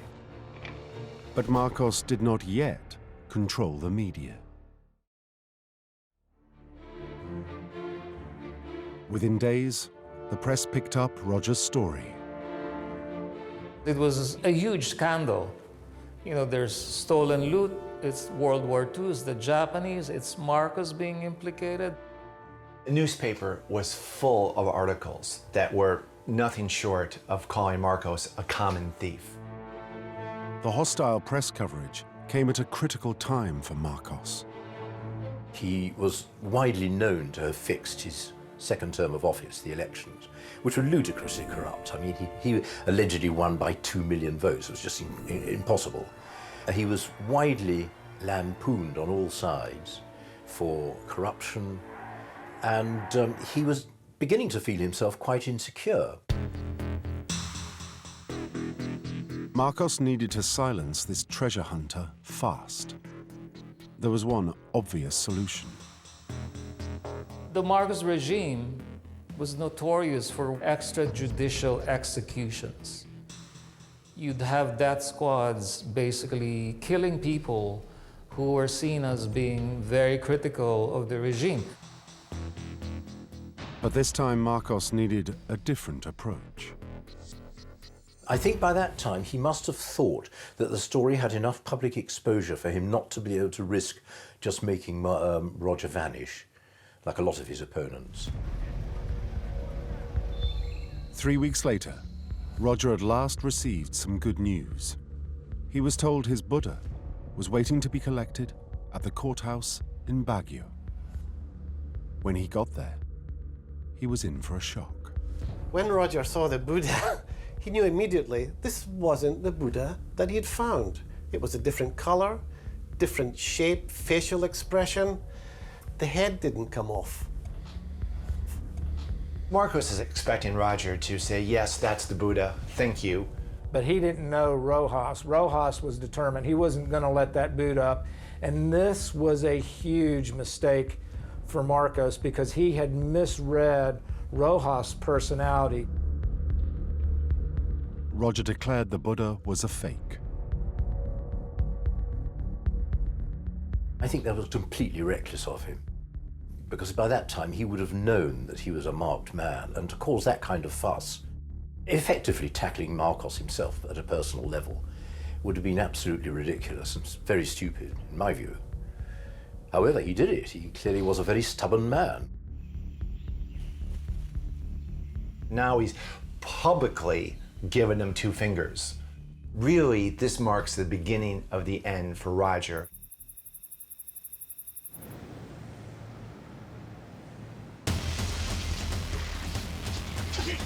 Just over 2 weeks later, more mysterious men came for Roger.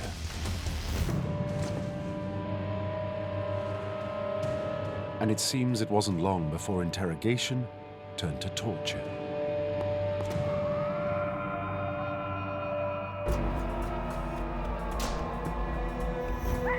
Over several days, Roger said he was repeatedly burned with cigarettes. He was beaten.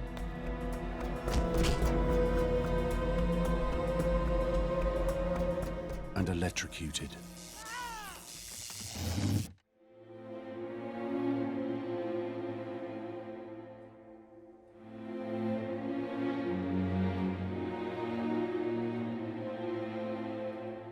Eventually, Roger claimed he signed an affidavit stating Marcos had nothing to do with the theft of his Buddha, and revealed the location of the thousands of gold ingots.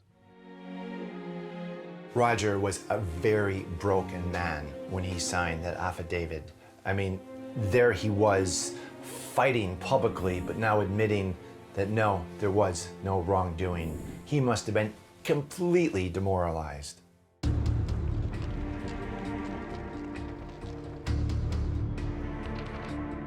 Marcos had Roger imprisoned and wasted no time helping himself to the rest of Roger's find.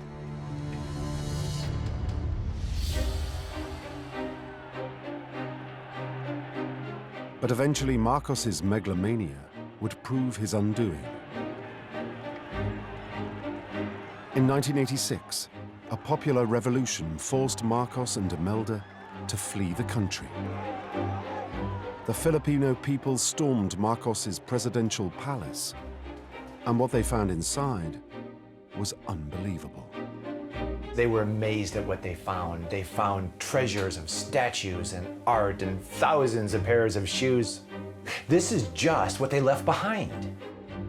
Marcos was by far and away the wealthiest man alive. They were so wealthy, they didn't really know what to do with their money. One of the questions for the Filipino people was where had the Marcoses' enormous wealth come from? For most, there was an obvious answer. Marcos's wealth primarily came from theft, embezzlement, and corruption. And you can look back, I think, on their joint reign as simply being a plot of self-enrichment. And the administration of the Philippines was merely a secondary item. They were basically using the public treasury as their piggy bank.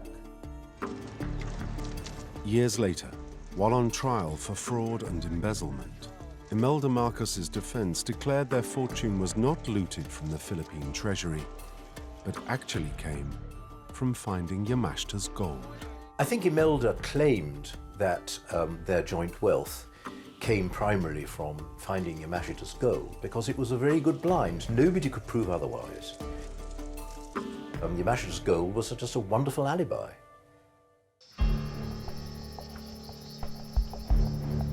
But for Roger Roxas, none of this mattered.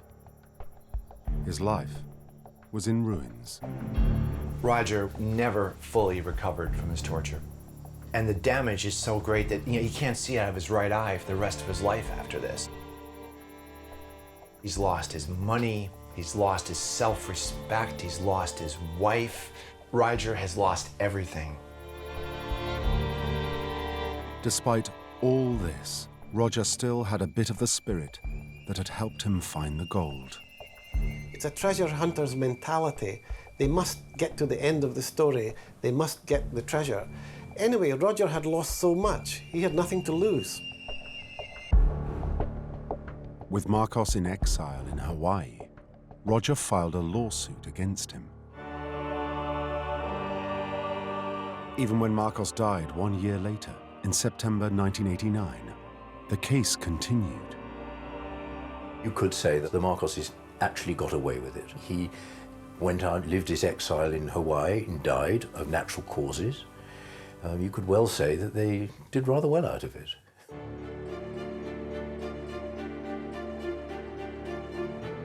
It would take a further 7 years before Roger was at last vindicated. In 1996, the jury concluded Marcos had stolen Roger's find.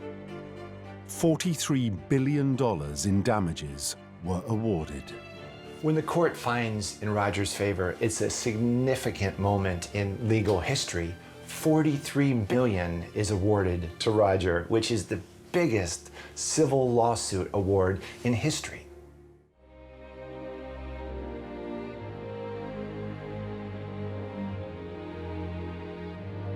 Sadly, Roger never saw justice done. On the eve of his day in court, he died. He was just 49 years old. Then, in 1998, the huge compensation award was overturned. While no court has challenged the verdict that Marcos stole Roger's treasure, how to determine its value is still being fought out by the lawyers. It's hard not to look back at Roger and feel empathy for this man. His determination was boundless. And I think, if nothing else, Roger was a hero. And I think that's how he's going to be remembered. He was willing to be David against Goliath.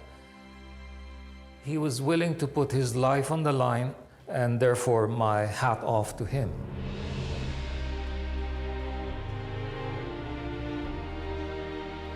Roger's tragic story begs the question, was what he found a one-off? Or as the legend states, are there another 174 treasure vaults still waiting to be discovered?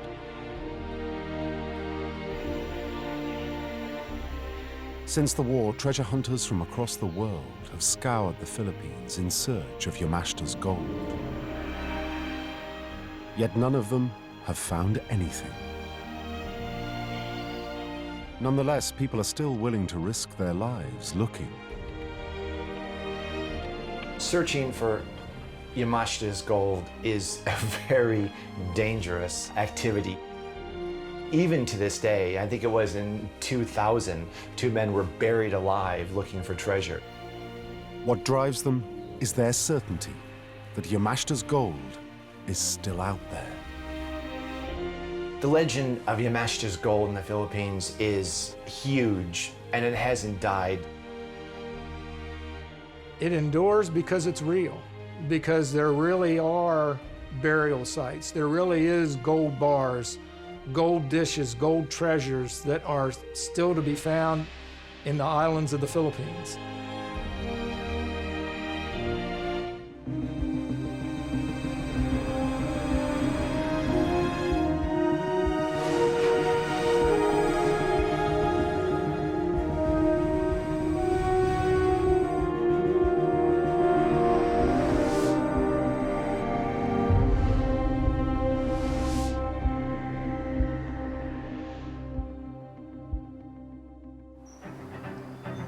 The Salzkammergut Lake District in Austria is known as the Devil's Dustbin.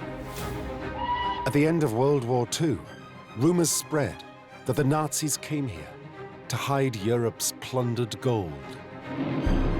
Gold oiled Hitler's war machine. Gold was essential to Hitler. As the Allies closed in, the Nazis started hiding their loot wherever they could. I saw them throwing the boxes into the lake. And there's one lake so deep and so remote that it's said to have been the Nazis' favorite dumping site, Lake Toplitz. The stories of what's been dubbed the Nazis' El Dorado have obsessed treasure hunters for the last 70 years. Man stops thinking logically when it comes to gold. When a team of divers explored Lake Toplitz for the first time. On the monitor, I could see there's something there. They didn't discover gold, but something every bit as extraordinary.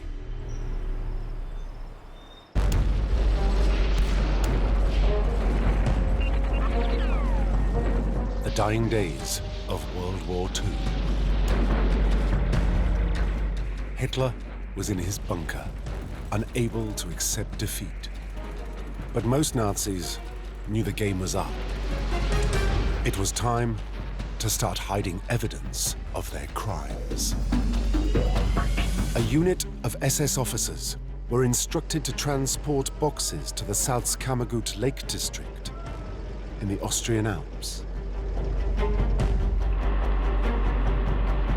But their mission ground to a halt. The road didn't go as far as the lake they'd been instructed to reach. They needed alternative transport to get their secret cargo to its destination, Lake Toplitz. Ida Weisenbacher was 21 years old when the SS woke her grandfather demanding assistance. At 5 a.m. they called, and straight away they were at the door, the 2 SS men. They needed a horse and cart to get to Lake Toplitz. And then my grandfather said, that's not possible. The horses haven't been fed yet. No, they needed the horse and cart. It was really important. You've got to harness the horses.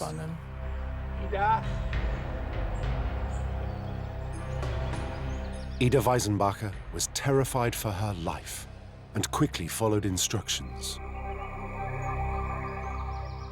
They said it has to be done quickly. The boxes have to go to Lake Toplitz.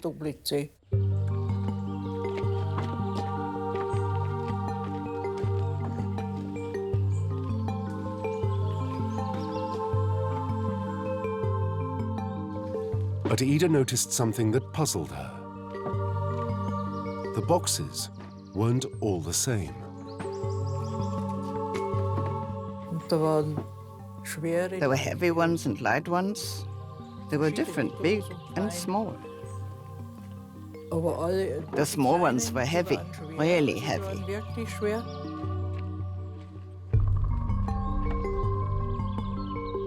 Ida asked what was in the heavy boxes, but was met with a stony silence.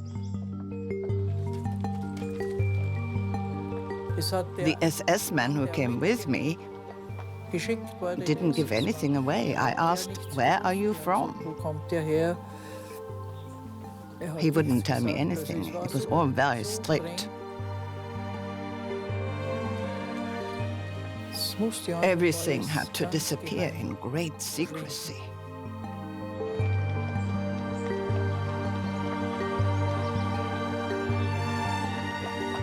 Ida made the journey 3 times, and when they got to the lake the second time, she witnessed something bizarre.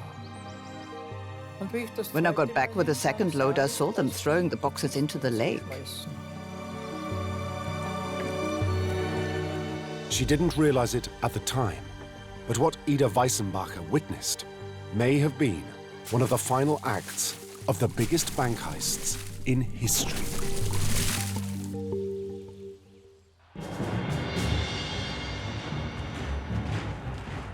The sheer scale of the Nazis' theft of Europe's treasures was astonishing.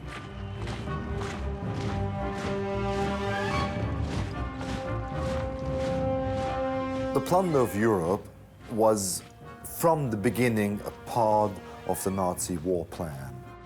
It was their idea to collect everything which was valuable across Europe.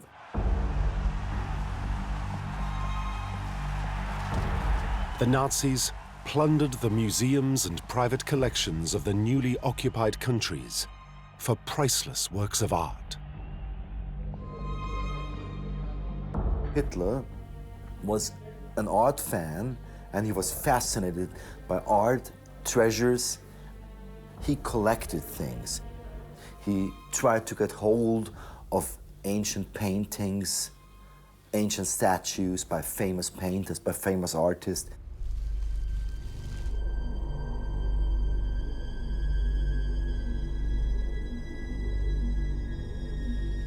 Hitler's deputy, head of the Luftwaffe, Hermann Göring, personally amassed a vast collection of looted art and gold, sent to him from across occupied Europe, estimated to have been worth $200 million.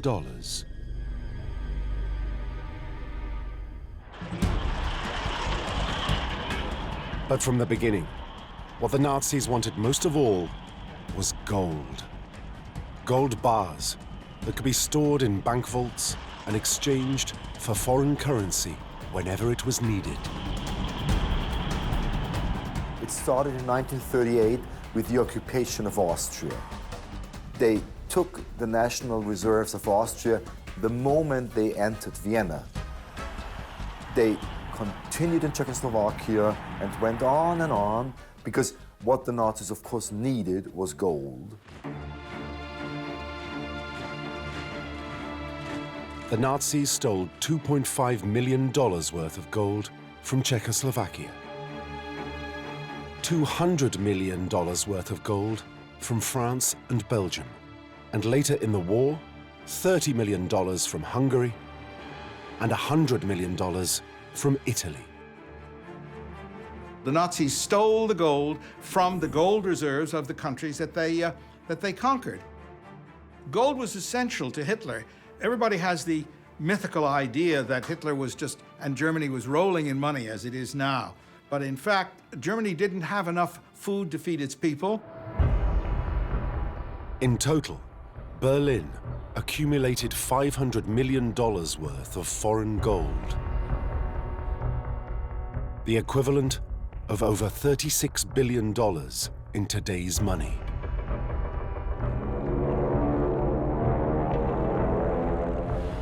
Gold fed the Nazi war machine. They smelted down the gold, they stamped it with fake stamps as if it came from the Prussian mint, and they sent it to Zurich, and the Swiss gave them foreign currency for it.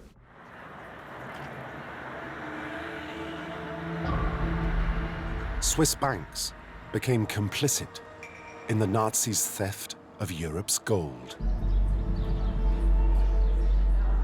An American investigating group determined that of the $400 million, which is a lot of money then, 50 years ago, of the $400 million that was sent to Switzerland from Germany, 300 million of it was stolen. There is a reason why the Nazis never attacked Switzerland, because it was their banking place. It was their way to shore up their treasures, but it was also their place to do the trade with all sorts of foreign countries. The Americans and the Allies begged the Swiss to stop taking the gold, and they refused. They continued to take gold until 1945, when the Germans had more or less lost the war.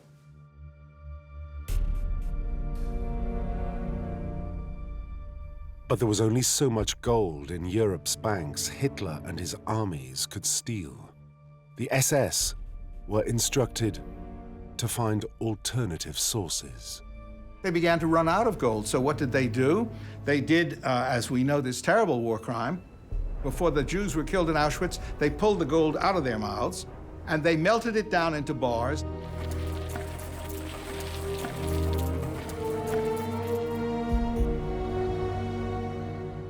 The SS stripped concentration camp victims of an estimated $70 million worth of gold teeth and jewelry.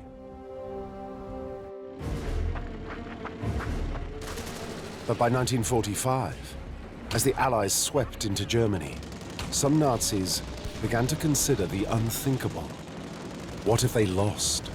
Where would they go? And what would they do with their stolen gold? The Germans kept these gold bars and other robbed treasures, and particularly art, out of the way of anybody who might have grabbed it. The Nazi gold was under threat. Hitler instructed the SS to make Berlin's reserves disappear. They started to move things, to move treasures, to move gold underground in mountain deposits.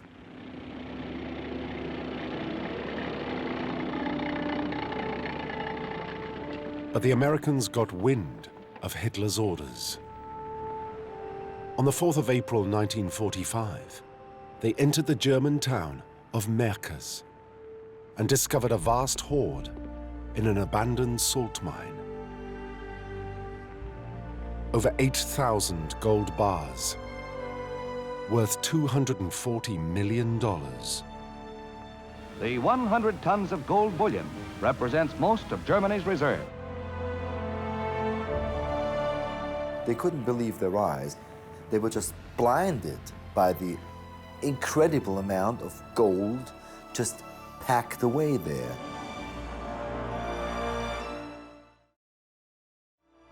It wasn't just gold, but over 1 billion German marks, millions in foreign currency, and 400 tons worth of priceless works of art. But it was only part of the stolen hoard.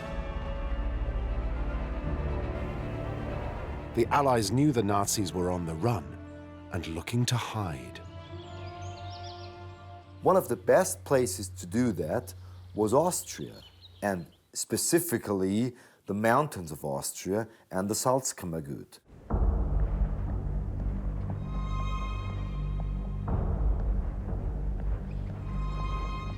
Secretly, the Nazis sent freight trains south in the hope of evading the Americans approaching from the west and the Russians from the east.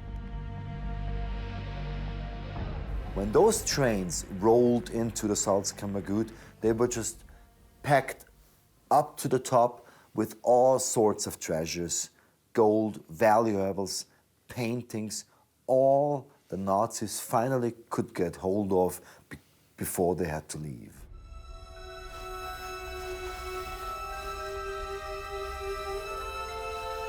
Some of Hitler's most senior generals fled with their loot, including second in command in the SS, Ernst Kaltenbrunner. Kaltenbrunner, this high-ranking SS criminal, took the stuff he had collected during the years of his career and brought it back here to the Salzkammergut. Kaltenbrunner took refuge in this house by Lake Autosee, 16 miles from Lake Toplitz. Kaltenbrunner tried to contact the Americans because he had these plans to make a separate peace with the Americans.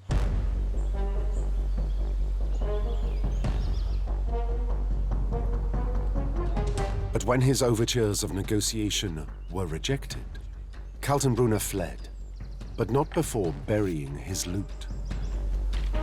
When Kaltenbrunner finally left the Salzkammergut and tried to flee, what he left behind and what was found was gold in his garden.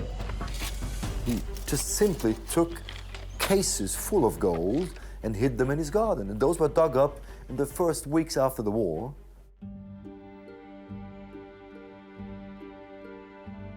But it wasn't just Kaltenbrunner burying gold. In the south of Austria, American GIs uncovered over 700 Nazi gold bars buried in a shallow hole in the ground. And the stories of hidden Nazi gold started to percolate throughout the Salzkammergut. There is eyewitnesses telling you about famous Nazis, just like Heinrich Müller, the head of the Gestapo, coming here in the final days of the war, riding into the Salzkammergut, together with about 15 officers on motor cars with sidecars, and that they were full of cases with valuables and gold. And they went up to the mountains and didn't come back. But the majority of the rumors centered on one lake. The same lake that Ida Weisenbacher had witnessed boxes being thrown into. Lake Toplitz. Toplitz is an absolutely fascinating geological phenomenon. It's a long lake. It's a ravine that's filled in as deep as Big Ben, several hundred feet.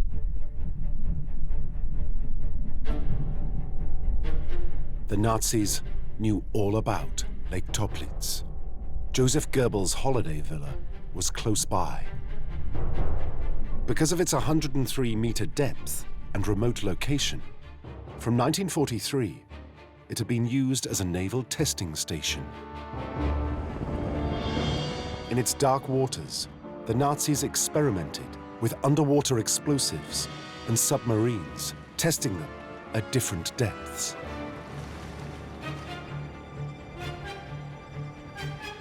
They fired torpedoes from underwater into the lakeside mountain, gouging out large cavities in its canyon walls. The Germans used it to test new submarine missiles. They tested a submarine missile that eventually became the Polaris missile. So there's a lot of junk at the bottom of that lake. Used ammunition, God knows what.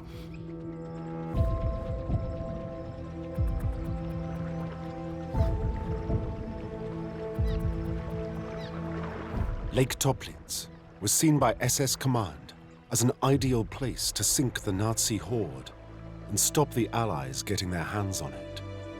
And one day, when things improved, they would return and retrieve it.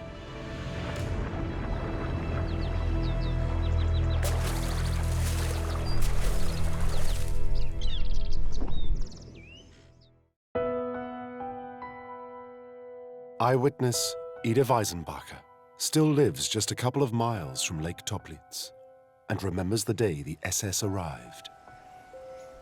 It's the same house she lived in as a young girl when she was ordered to help them transport heavy boxes to the lake. I said, are you crazy?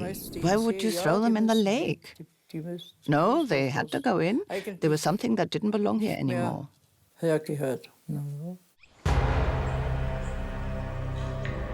But precisely what was in the heavy boxes, she did not know. Could they have contained the missing Nazi gold?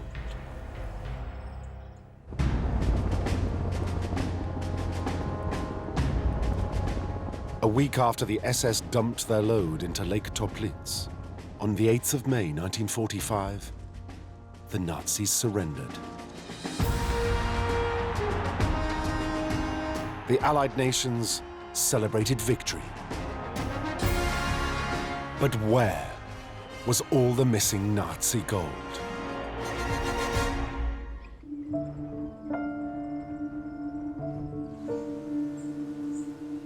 After the war, as the years went by, the stories of what was thrown into Lake Toplitz grew and grew. Because of what Ida had seen and the reports of buried gold being dug up, everyone seemed to be convinced that there must be gold lying at the bottom of the lake.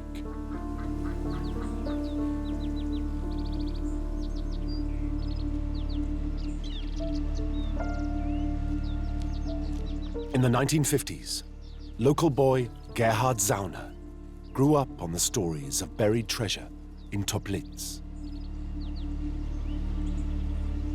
As children, we discovered a lot of things that were thrown into the lake after the war. I went to these places hundreds of times, and with your fingers, you go through the silt. Over here, one Nazi bigwig lived, and over there another, and in the lakes they lived next to, you could find things.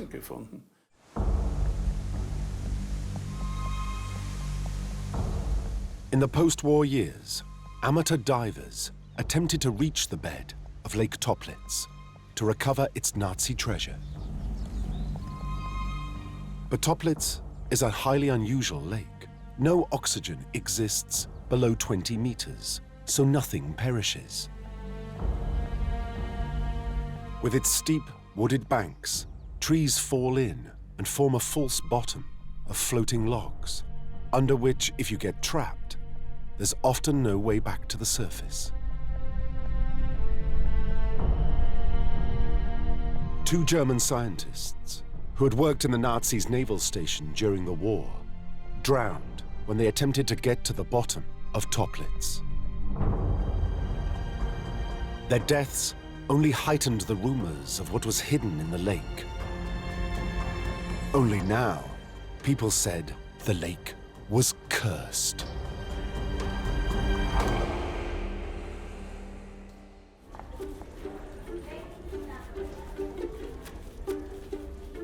In the late 1950s, the stories of gold dumped into Lake Toplitz proved irresistible to one journalist. Working at Germany's biggest-selling magazine, Der Stern, investigative reporter Wolfgang Lederer had reached the top of his profession. In those days, you always had to be there first and come back with a picture and a story for the magazine. And it was tough having to be the first all the time. It wears you out. I even had a plane at my disposal. Lederer painstakingly pieced together the story of what happened at Lake Toplitz, collating information gleaned from Nazi documents, local rumors, and even the confessions of former Nazi generals in South America. At first, I didn't know anything about the gold. I only stumbled upon it when I did some research afterwards into how things had happened.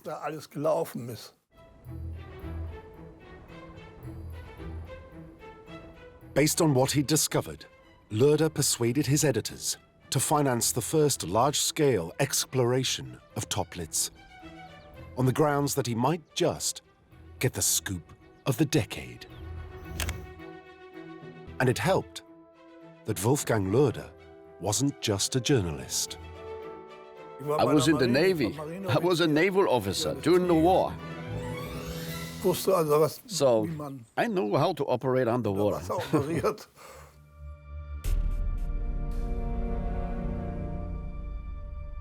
Toplitz is fed from a smaller lake above and feeds into a larger lake below, which gives it a sequence of unique but dangerous currents.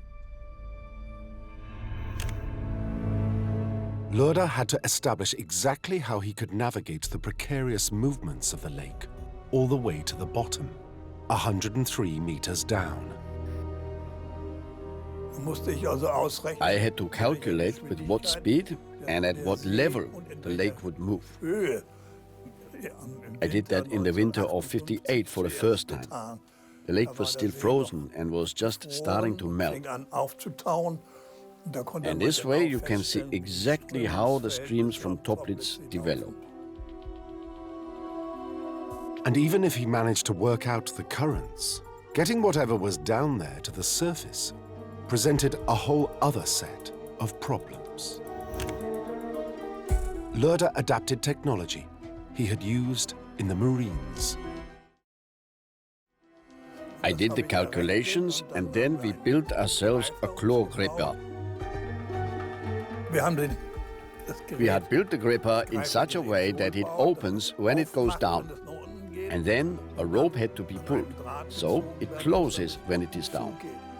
And when it was closed, we would pull the box up. You learn a lot in the Navy. De Stern commissioned a fleet of VW Dormobiles to transport Lederer and his team of divers, photographers, and writers to Austria. But it was very much Lederer's story. He would lead the exploration and write daily reports as he went. Lederer attached to the claw gripper lights and a camera, which would relay pictures to the crew on the surface. With the information he had acquired from locals and former Nazis, Lederer had a good idea where the suspected gold had been sunk. Using my calculations, we eased down the claw gripper, down to the 100 meters depth of the lake.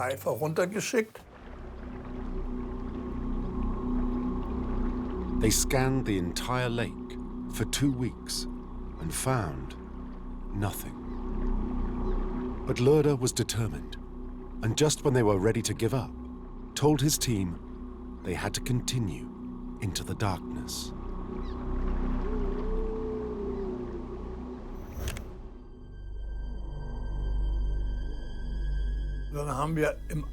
We searched some more at night, with the camera on the bed of the lake.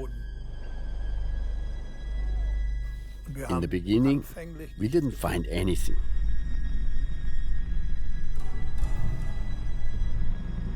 But then through the cable on the monitor, I could see there is something there.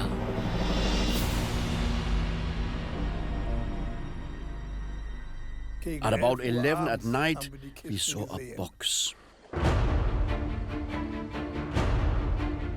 Lederer's team could barely contain their excitement. Had they found the missing Nazi gold? The camera lit up the box. Then the claw gripper came and it picked it up. When it was 2-3 meters from the surface, I stopped. Otherwise, the box would have burst open. If they dropped the box, Lederer's story would sink with it.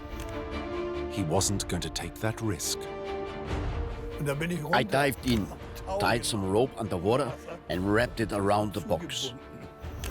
Then I resurfaced and gave them the rope.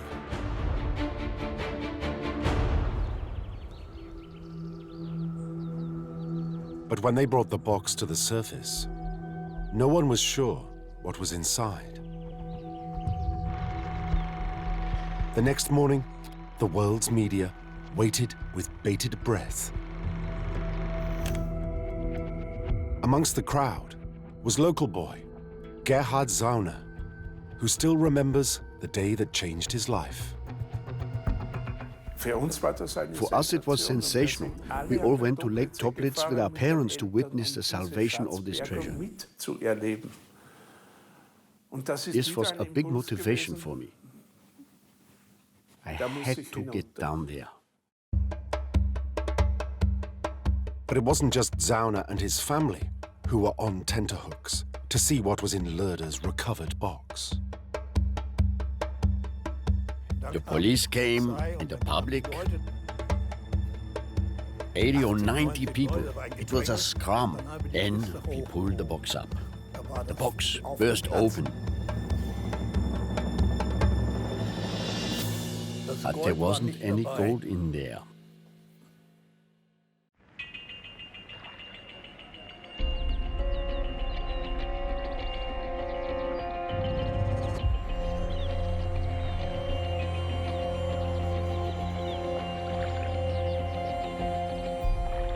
To the crowd's astonishment, the Stern team hadn't found gold, but millions and millions of pristine British banknotes.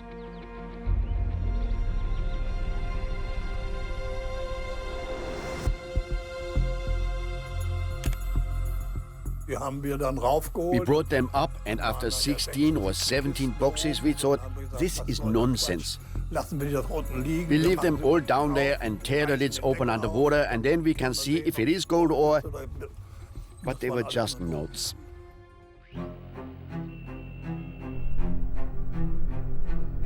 It was the beginning of a whole new mystery. What were these pounds? And why had they been sunk in Lake Toplitz? The mystery deepened when it was revealed the pounds weren't quite what they seemed.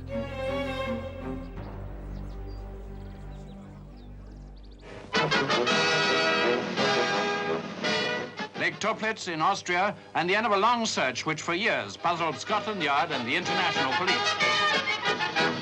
Down there at the bottom of the lake are boxes of printing plates and notes, the clue to what must be the biggest forgery of all time.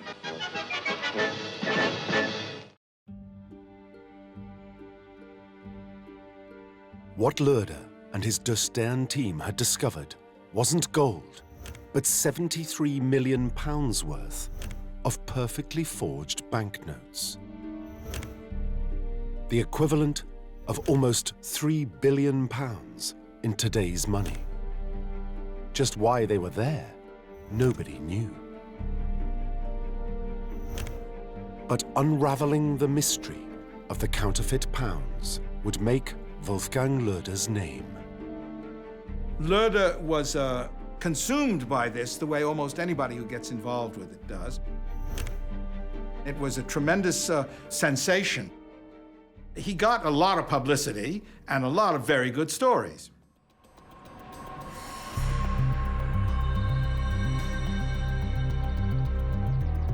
Over 15 editions, De Stern slowly unpicked the truth behind the mystery of Lake Toplitz. What Lederer had found was evidence of the biggest counterfeiting operation in history. The idea of counterfeiting British pounds was actually conceived in the first week of the war.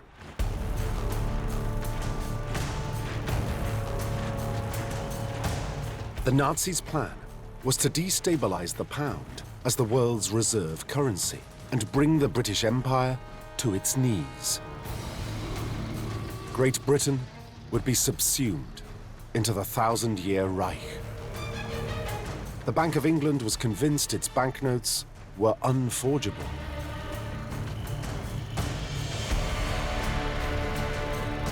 But the German SS had other ideas. Its head, Heinrich Himmler, was in charge of the plan. And he had just the person to put it into practice.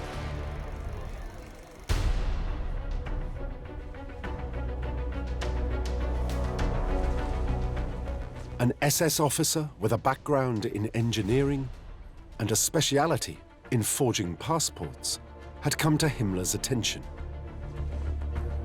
His name was Bernhard Kruger. Himmler told Kruger he would even name the operation after him, Operation Bernhard. It was an offer Kruger couldn't refuse.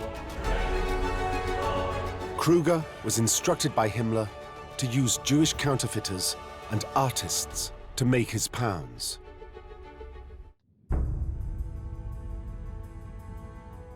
Many of them were already at the Nazis' disposal. Kruger went to Auschwitz, saying, please have everybody, any one of your Jewish prisoners who speaks German and is connected with the graphic arts, just pull their names out and get them ready. And he assembled, over a period of about a year or two, 140 Jewish prisoners in the Sachsenhausen concentration camp just north of Berlin, which was actually the headquarters of all the concentration camps. Kruger then had to decide which pound note was the easiest for his Sachsenhausen team to forge. They decided to print 5-pound notes, big, impressive 5-pound notes, black and white notes, easy to print. This man was a very meticulous engineer by training, and he got plates that were sent by the Reichsbank's engravers, and they adjusted these plates with all of the special secret markings that the British put on the pounds. They wanted to make really perfect pound notes. Those pound notes, of course, were part of their plans. They were supposed to be used for international finance.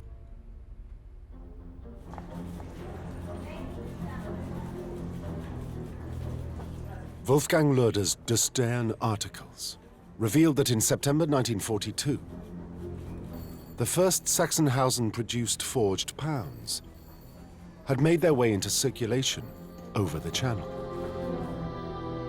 They were technically brilliant, almost undetectable. The Bank of England declared them the most dangerous forgeries they'd ever seen.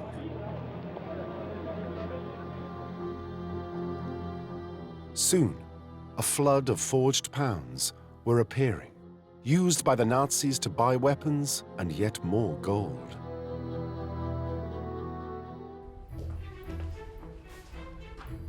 The Nazi plan was working. Sterling began to lose value. But Himmler and the SS had bigger ideas. They came up with this crazy idea that if they print millions of fake pounds and drop them over England, that the British economy would just blow up and collapse. Himmler wanted Goering's Luftwaffe to airdrop the forgeries over Britain, rendering the pound worthless. They certainly had enough forgeries. Between 1942 and 1945, the Sachsenhausen counterfeiters produced 134 million fake pounds. That represents roughly 13% of the billion pounds in circulation throughout the world.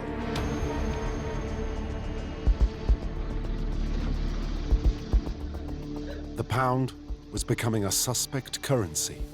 Nobody knew which were real and which were the Führer's forgeries. This was the greatest counterfeit in history. Captain Kruger, who was in charge of this, boasted quite correctly after the war, I am the greatest counterfeiter in history, which he was.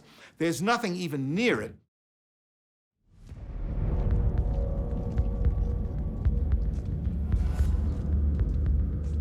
But Himmler's idea of a huge airdrop was never realized. The Germans were losing the war. The Luftwaffe simply didn't have enough planes to put the idea into practice.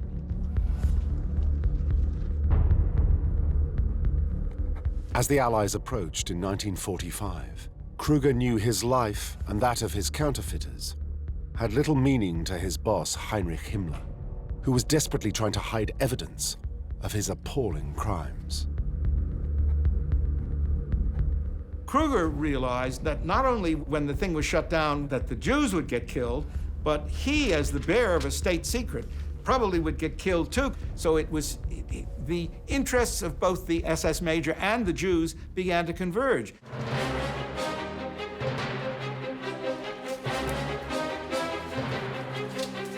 Krüger ordered his men to escape and burn all the evidence of his extraordinary counterfeiting operation. The trouble was, burning millions of pounds was more difficult than Krüger realized. Why didn't they just destroy them? The point is, they did try to destroy a number of them. They had orders to burn them and leave not a trace of any pound in the ashes. And they buried the ashes.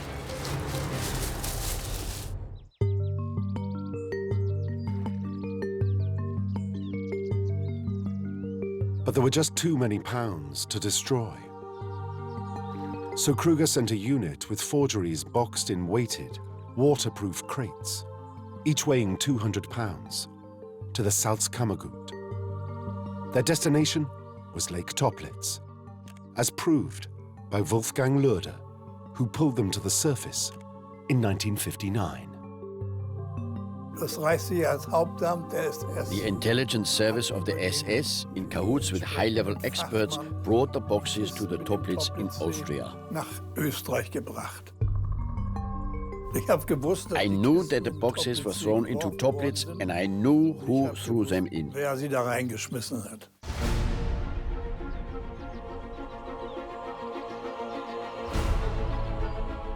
Lederer revealed that the SS unit were told very specifically to attempt to find a way of retrieving the boxes after the war.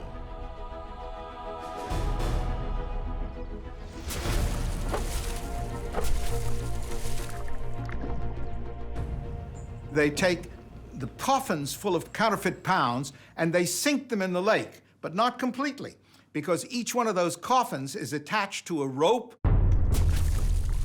Und dann wurden diese Kisten. These boxes were tied up to wooden floats with a rope and thrown into the water. Und ins Wasser geschmissen.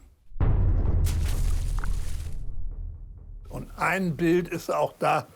And in one of the pictures, a little boy, my son, is pulling the float with a rope attached to it.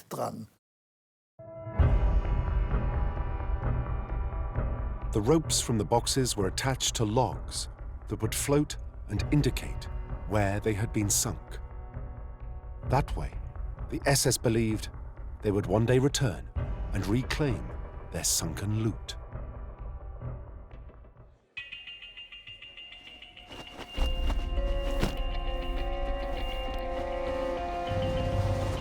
Once Lederer had discovered the truth, the Austrian government, on instructions from the Bank of England, destroyed Krüger's pounds. But such was the scale of the counterfeiting operation. Today, there are almost 3 times more counterfeits than originals left in existence. To me, the profound irony of the pounds is that the real fakes, and there are some fake fakes actually, that is people trying to cash in on it, the real fakes which fetch 10s, 20s, 30s, 50 pounds, far more valuable than their face value, sometimes 100 pounds if they're good ones in good condition.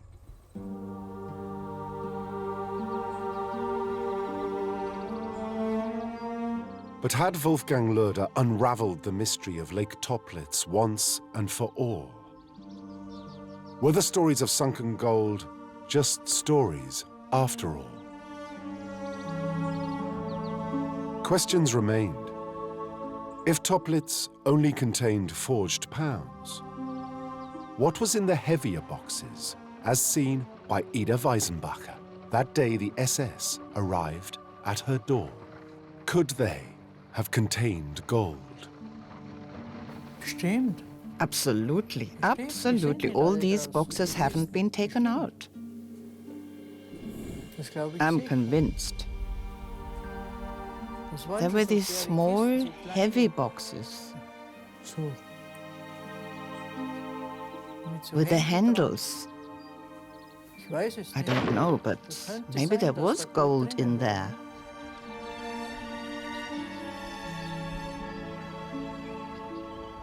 The gold must be really deep down.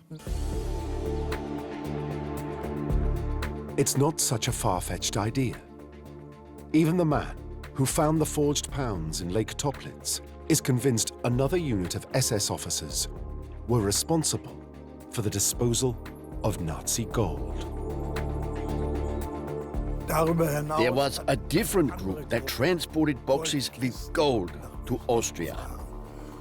There are probably gold boxes down there. They're still there. The place can still be found today. I can even show you on a photo. Lederer's convinced this photograph, taken by a naval officer at the time, shows pounds being thrown into the lake in the foreground, but gold being sunk in the back.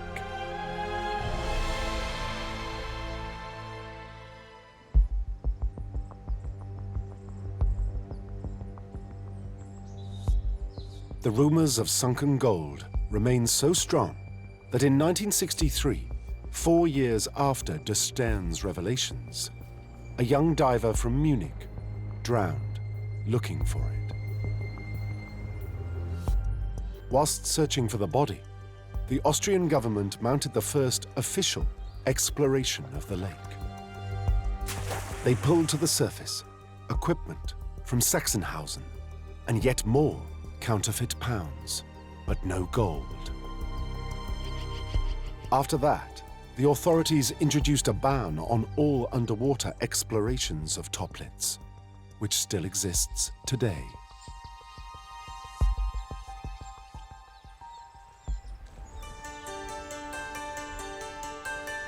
But that didn't stop one man, Gerhard Zauner, who as a boy had witnessed Wolfgang Lederer raising the forged pounds from the depths all those years ago.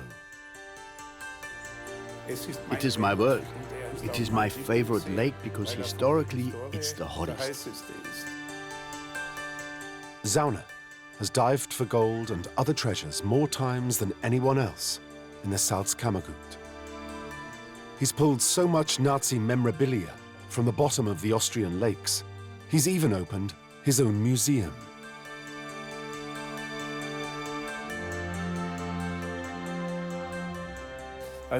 We've had bayonets, rifles, handguns,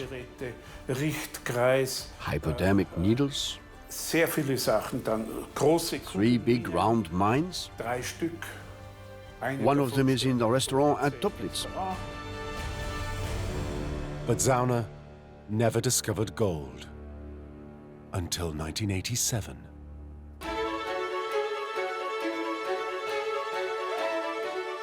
On the 1st of April, Zauner pulled from the depths 14 perfectly preserved gold bars. Gerhard Zauner, the local dive enthusiast, had raised the Nazi gold. Finally, someone had found it. But all was not as it seemed. We had a very unpleasant policeman who examined my car's tires. They were worn out. He made me pay the maximum fine. But he was actually right. And we thought we were going to do a prank on him. So we had gold bars made and we sank them.